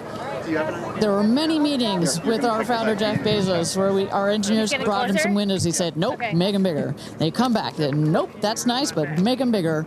And what you get here, why is that so important? So many of our astronauts have said, when I got on my seat, I looked at outside my window, and I turned around and I looked at the other 5 windows, and my brain created a panoramic view, a panoramic photo of it, because so much of the capsule is windows, and it makes for just an incredible experience. Sarah. Good? Okay, here we go. Yeah. Here goes Jeff Bezos to open the hatch.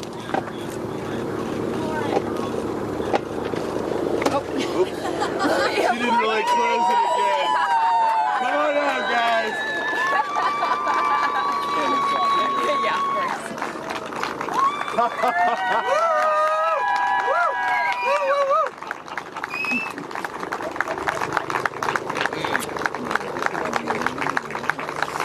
We'll see your babies. Where are my babies? They're over here. Go see them. Where? Oh, we have to go Right there. there. Okay.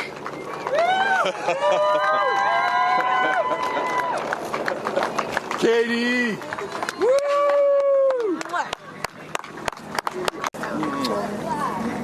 Thank you.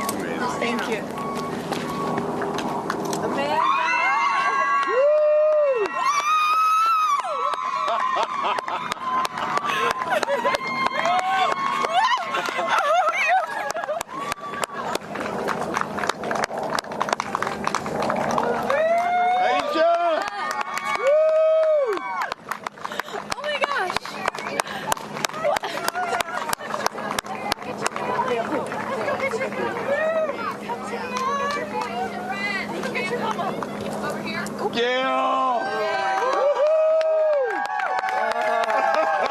I just have to have a moment with the ground. Let me just appreciate the ground for just a second.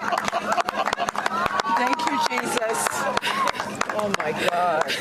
That was amazing. Yeah. It was amazing. I'm so proud. So proud of you. Oh, there we go.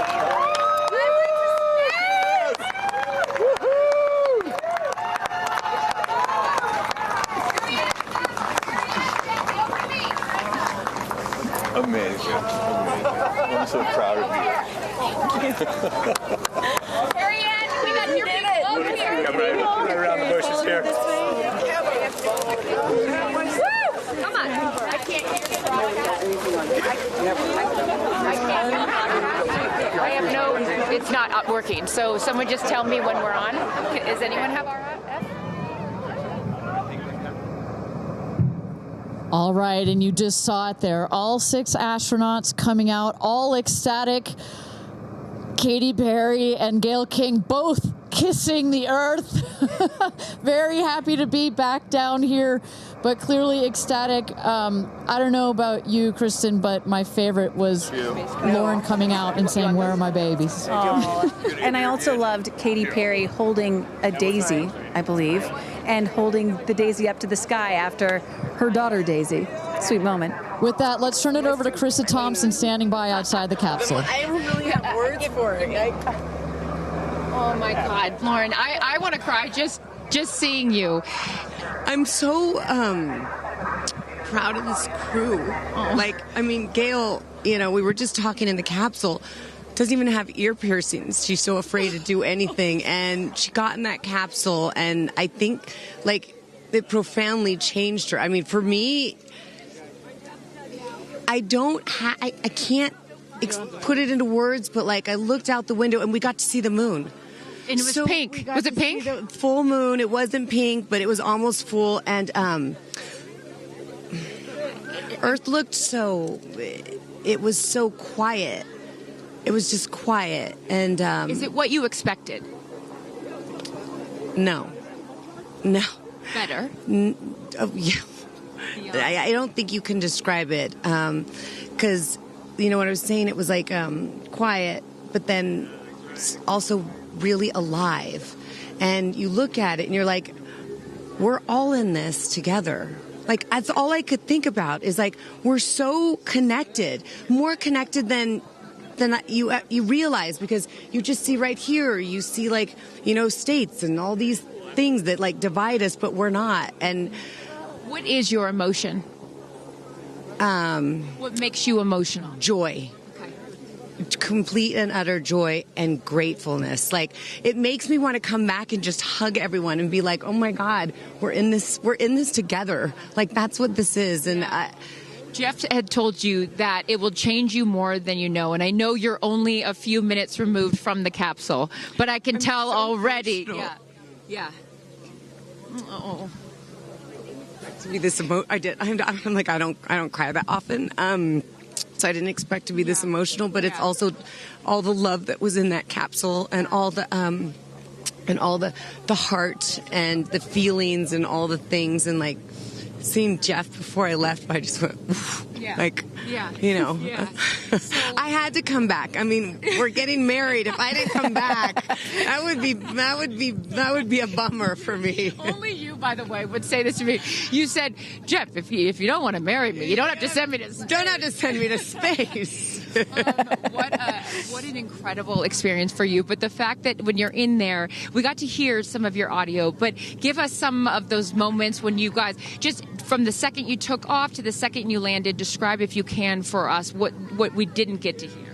It was a feeling of joy and camaraderie. It was a feeling of gratefulness. It was a feeling that we're doing this. And, Alan Shepard, I told you about this, did this same exact flight. And he became the first American in space. And 6 women just did the same flight that he did it. Oh, I just want to keep hugging you. It's really cool. Yeah. And I hope that more people get to see this, because I feel, I don't even know how much it's going to change me. And I want to thank the Blue team. I mean, look at them. I mean, they work so hard to make sure this vehicle gets up and safe. And I'm so proud of you. I'm so proud of you. It's one thing to say you're going to do it. It's another thing to actually do it. And I know there's a phrase in your family that life takes off on the other side of fear. And here you are, just having landed back on Earth. And now you are officially, Lauren Sanchez, already adding to your extensive resume, you are an astronaut. Congratulations. Thank you. I'm very excited. I'm excited to share it with the world, and I'm so grateful to everyone here. I love you. Go be with your family. But to process and download what just happened to me. Well, get on in here, Amanda. Someone that can now articulate exactly how Lauren is feeling. Lauren being so candid about overcome with emotion. How are you feeling? I know, Amanda, this has been a dream of yours, a long-awaited dream, and now it is finally official. You are an astronaut. Congratulations. Thank you so much. I usually have nice words to say, but in this moment, I just want all survivors to know that you can heal. No dream is too wild, and that if it's so wild out there, like going to space, you can absolutely make it through, and it can absolutely be possible. You mentioned to us prior to going up, you said that you needed to go to space to heal. I know you're only a few minutes removed from this incredible experience. Do you feel healed? I had a zero-G indicator that I didn't know if I would bring, and I ended up bringing it. Okay. And explain for the folks at home that don't know what that means, what it is that you're holding. Yes, the zero-G indicator is something all astronauts have that floats once you hit space, lets you know you're there. I brought a promise that I wrote to myself. I've talked about that. And share for what is this right here? Yes, and this one I didn't know if I would bring, but I ended up bringing it and floating it, and it's the hospital van from the day. And I got to honor her today, and I'm so grateful to the thousands of people, the engineers, the scientists, just everyone who has made this a reality. And you also have written here, I know that you had this on your laptop, right? Yes, that's right. And this is my zero-G indicator, a promise I made to myself that if I were to pause my astronaut dreams and fight for rights, that one day I would return to her. And it says, never, never give up. Well, those dreams are no longer on hold. You are finally an astronaut. Congratulations. Enjoy this moment with your family, and thank you for sharing it with us. Thank you, Amanda. Carrie Ann, you said to me yesterday, you said, when I get out of that capsule, I'm going to be an emotional wreck. And I think what I will just say, for anyone that has never had the great privilege, of being here, this is my first time at a launch, and it is very emotional. Describe, if you can, how you're feeling. I have almost no words.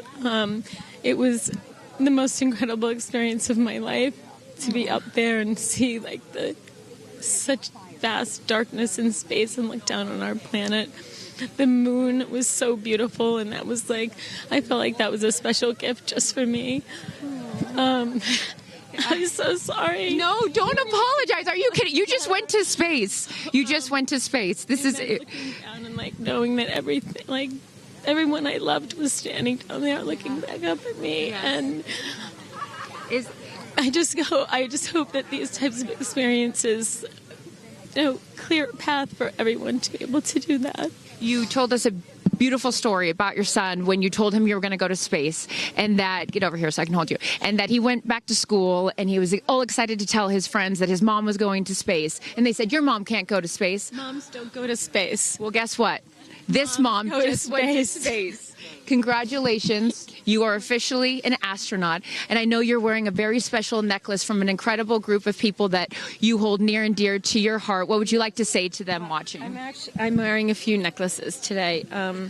My dear friends threw me a blast-off party and gave me this feather, which obviously represents the Blue Origin logo, and it felt so special to have it close to my heart and in space with me, and I feel like it helped me take all of them with me on this journey. Yes. Well, I will let you go enjoy this historic moment with your family, and thank you for sharing it with us. Congratulations. You're an astronaut. Gail, get on over. I'm still floating. I can't believe it. I cannot believe it. I'm so proud of you. And I know that I speak for the collective, because you have been so honest. You've been so vulnerable. And I spoke to your best friend prior to you taking off, and I asked her why it was so important for you to do this. And she said, so she didn't have to hear you say, I wish I would have done that. That's so true. But now, Gail King, you are officially an astronaut. How do you feel? I still can't accept that word, but I will say I can't even believe what I saw. When somebody calls this a ride, this was not a ride. What happened to us was not a ride. This was a bona fide friggin' flight. And our instructor, we were so well prepared. So every noise we heard, we knew. But the flight instructor said that I am her best success story. Why? Because she's never had somebody go through the course who's terrified of flying. Everybody who's gone through the course is somebody that it's been a lifelong dream. They wanted to do it. So she said, I'm her best success story. I'm so proud of me right now. I still can't believe it. I still can't believe it. I was just going to say, prior to the launch, you said that you would be so proud of yourself if you went through with this, and you did. What was the best part, Gail? It's oddly quiet when you get up there. It's really quiet and peaceful, and you look down at the planet and you think, that's where we came from. And to me, it's such a reminder about how we need to do better, be better. Do better, be better human beings. And what do you mean by that? Processing. Well, it's so nasty and so vitriolic nowadays. And I mean, if everybody could experience that peace that we had up there, and the kindness and what it takes to do what we did, all the people that it took to get us up there and get us back safely, I'll never, ever, ever forget. And when we were up there, have you talked to Katie yet? I have not. Okay, when we were up there, after zero-G is very difficult. All the training about this is how you get in the chair and this. I look like a friggin' moose getting in the chair. It was like, just let me get in the chair. Let me get the seatbelt on. But, we had a very do this. How would you describe it? it's very difficult because you're floating. But the best part was when we got back in our seats after 0 G's, Katie sang "What a Wonderful World." She did? Isn't that nice? Oh, come on. She sang "What a Wonderful World." I see Did you just all dreams. start Oh, crying? yes. Oh. Because we'd been asking her to sing all the time, and she wouldn't. And then, because everybody said, sing Roar, sing Fireworks. And she said, it's not about me. I wanted to talk about the world. Wow. I know, isn't that nice? You got to ask her about that. That's really special. And when Lauren got out, she was overcome by emotion for a lot of reasons, and rightfully so. But she spoke to the group and how close you guys have all become because of this experience. How would you describe the camaraderie that you guys now have together? I would say that we are forever bonded, because you can't go through what we went through to look out for each other, to help each other, and not be changed by that. Yeah. You know, it really is a true, people throw the word around, but it really is a true sisterhood. Mm-hmm. But it speaks to how we were set up for success. The training was so, I can't stress this enough. The training was so friggin' good. We were set up for success. And it went exactly as they told us it was going to. Every boom that you heard, the drones, the drogues coming out, the parachutes coming out, it went exactly as they said. Are you glad you did it? I am glad I did it. Yeah. I am glad I did it. Yeah. I am very glad. I have no regrets about doing it. What would you say to people watching right now that are scared, that are fearful of anything? What would you say to them? Well, I just said I'm stepping way out of my comfort zone, because this is so not like me. I said up there, I might now get my ears pierced. I've always been afraid. Which is great. I love that you've never had your ears pierced. No, even Hootie at the training center, you don't have your ears pierced? I go, because it hurts. Oh, my gosh. But I mean, for people that are afraid, Eleanor Roosevelt once said, courage is doing something that scares you, but you do it anyway. And I stepped out of my comfort zone in a way that I never thought was possible for me. Mm-hmm. And now that I've done it, I really do feel I can take on anything. Anything. Congratulations, Gail King. You are an astronaut. Thank you, Chris. I am so excited for you. I'm so excited for you. And I'm going to go with you to get your ears pierced, because I want to get another hole right here. Go enjoy this with your family. Thank you so much. Aisha, oh my goodness. Congratulations. Congratulations. You are officially an astronaut. How do you feel? Also, how do you look perfect after just going to space? I mean, my goodness. I will never be the same. I mean, when you get up there and you see the Earth, and it's so beautiful, and it just fills the screen, and it's not just your window, it's like everybody's window, and there's no boundaries, there's no border, there's just Earth. Wow. It's incredible. You know, Gail is so honest that this wasn't her dream, but this was a dream of yours. How do you feel now that you just achieved it? Like I picked the right dream. And when we landed, I said, Exuma, I'm good blue comm, but I'm ready to go back.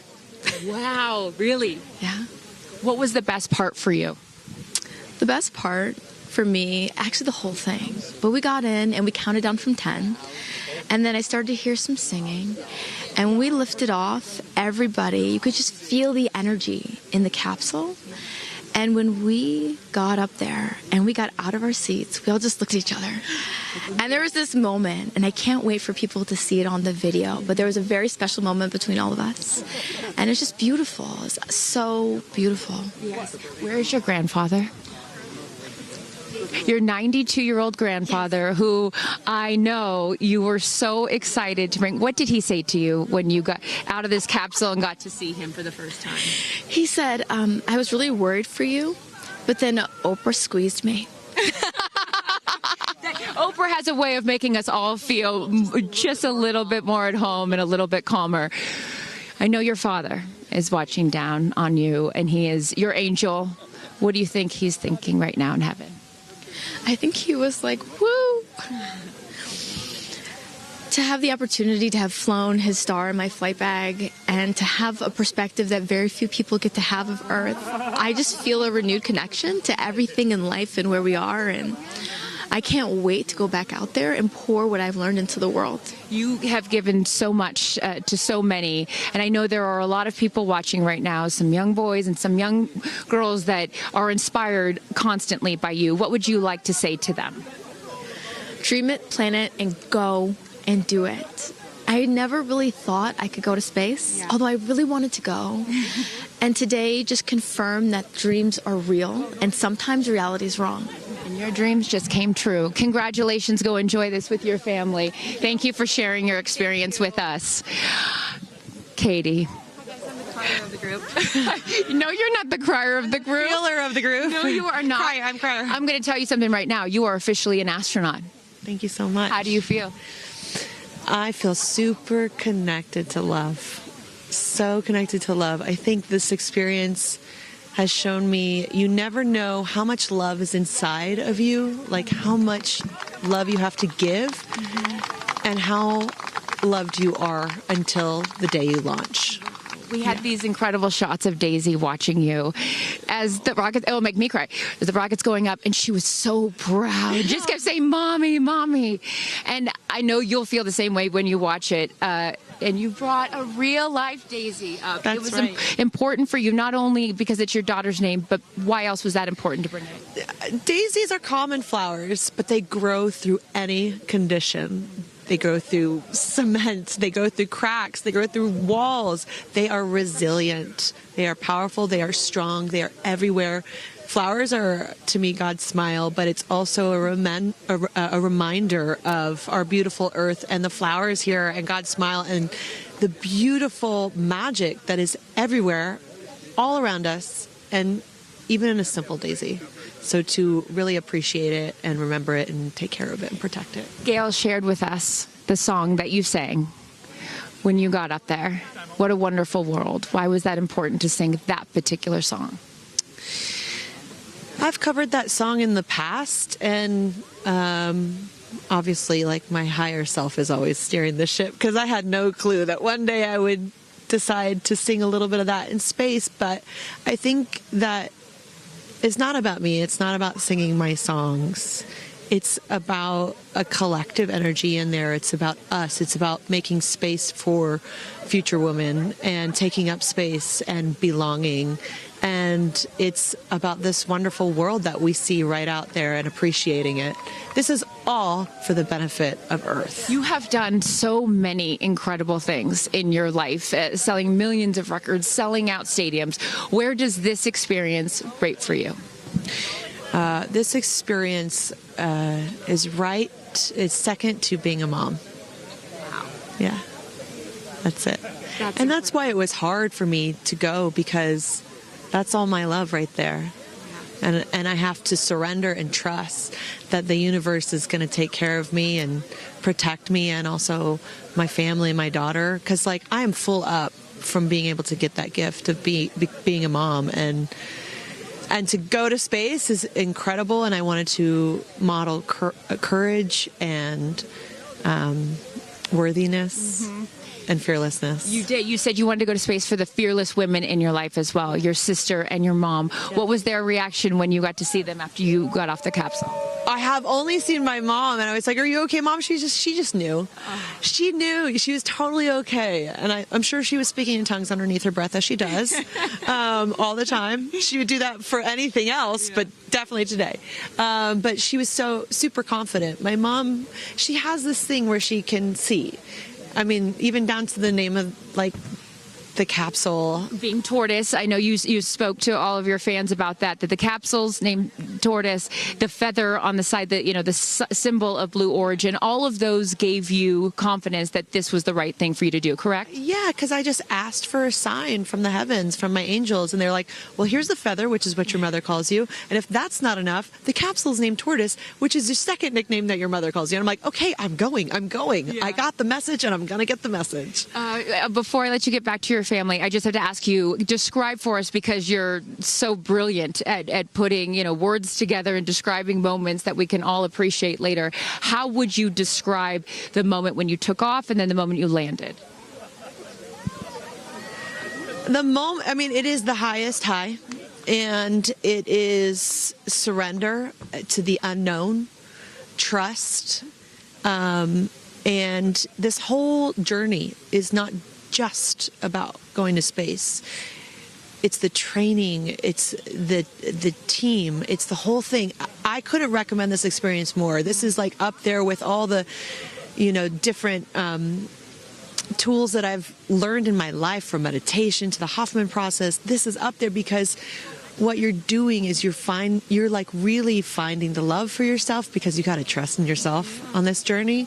And then you're feeling the love when you come down, for sure. And you're feeling that strength. So I feel really connected to that strong, divine feminine right now. By the way, you're such a badass. I love that the month of April, you're like, I'm going to space and I'm launching my tour. It's really incredible. Now I know I'm asking this question for your fans. Will you write a song about this experience? Oh, for sure, 100%. And not only that, I got to reveal my set list for the tour on a butterfly. How apropos. Incredible. Just flying in space. I don't know if anyone's ever in space. I don't know if anyone's ever done that before, so I'll just Well, there's a lot of things that you have done first. You are now officially an astronaut, and let me just tell you, on behalf of everyone here at Blue Origin, our webcast, and everyone, all of these individuals that put this incredible thing on, congratulations. Thank you so much. Thank you for sharing your experience with us. Is a 10 out of 10. That's my review. 10 out of 10. You There definitely go for it. 10 out of 10. Thank you, Katie. Congratulations. All right, you guys, so many fun moments that we'll continue to see as we get the footage. But I'm going to send it back to you and let these incredible astronauts enjoy their time with their friends and family. Thank you so much, Carissa. Wow. Kristen, I mean, 6 inspirational women in their own right. Eloquent. I could not be that eloquent coming down from space. You heard Katy Perry saying 10 out of 10, but number 2 experience only to being a mother. What were some of your takeaways from what we just heard? Gail King used the word sisterhood. I'm feeling the sisterhood today. First all-female crew to space since 1963, and that was a solo mission, Valentina Tereshkova. And I'm with an all-female broadcast team here at Launch Site 1 in Blue Origin. Ariane, it has been a complete honor to work alongside you. It has been such an honor to watch all of the things that these women and their loved ones have said about what this experience means to them, because I am a firm believer that if you don't understand why people come out here to watch a space flight, it's just because you haven't seen a launch yet and you haven't been a part of this experience. And I truly believe what we witnessed here today is something that will continue to open up spaceflight and this experience for all of humanity and our little ones at home. 100%. I said it earlier. You can't be it if you can't see it. And to see these 6 women go up and the roles that they have played before, but I can't wait to see the roles that they play afterwards in their way of telling this story for the world to hear, to experience, to see. This is just the beginning. So I want to give a shout out to them, because as you saw, that is coming out of your comfort zone, whether you wanted to go to space or you're like Gail and you didn't anticipate it. Thank you for trusting yourselves and to their families and trusting their loved ones with Blue Origin. We are very proud to do that. I'm so proud of Gail King, too. I wonder if she's still afraid to fly on airplanes after flying to space. Have we cured her of her fear of flying? I don't know. We've cured her for getting your ears pierced. So there we go. Baby we'll take steps. Let's start with that one after this not so baby step. Aw. Look at that beautiful shot. And now the party starts, right? Can we pop some champagne and celebrate a little bit later? Let's do it. It's only 9:20 a.m. It's not too early. 5 o'clock somewhere, baby. All right. What an incredible day. Just for all of us, for our astronauts, for our Blue Origin team. It was an honor to fly you to space. And if you would like to follow in the pioneering footsteps of these astronauts and purchase a seat to space, visit blueorigin.com and click Fly to Space. Your own journey to visit the Kármán line is much closer than you think. If you'd also like to purchase a mission patch to commemorate today's launch, head to Blue Origin shop for patches and much, much more. For Kristen, Carissa, and Tabitha, I'm Ariane Cornell. Thank you so much for joining us. And until our next launch, Gradatum Ferocitor.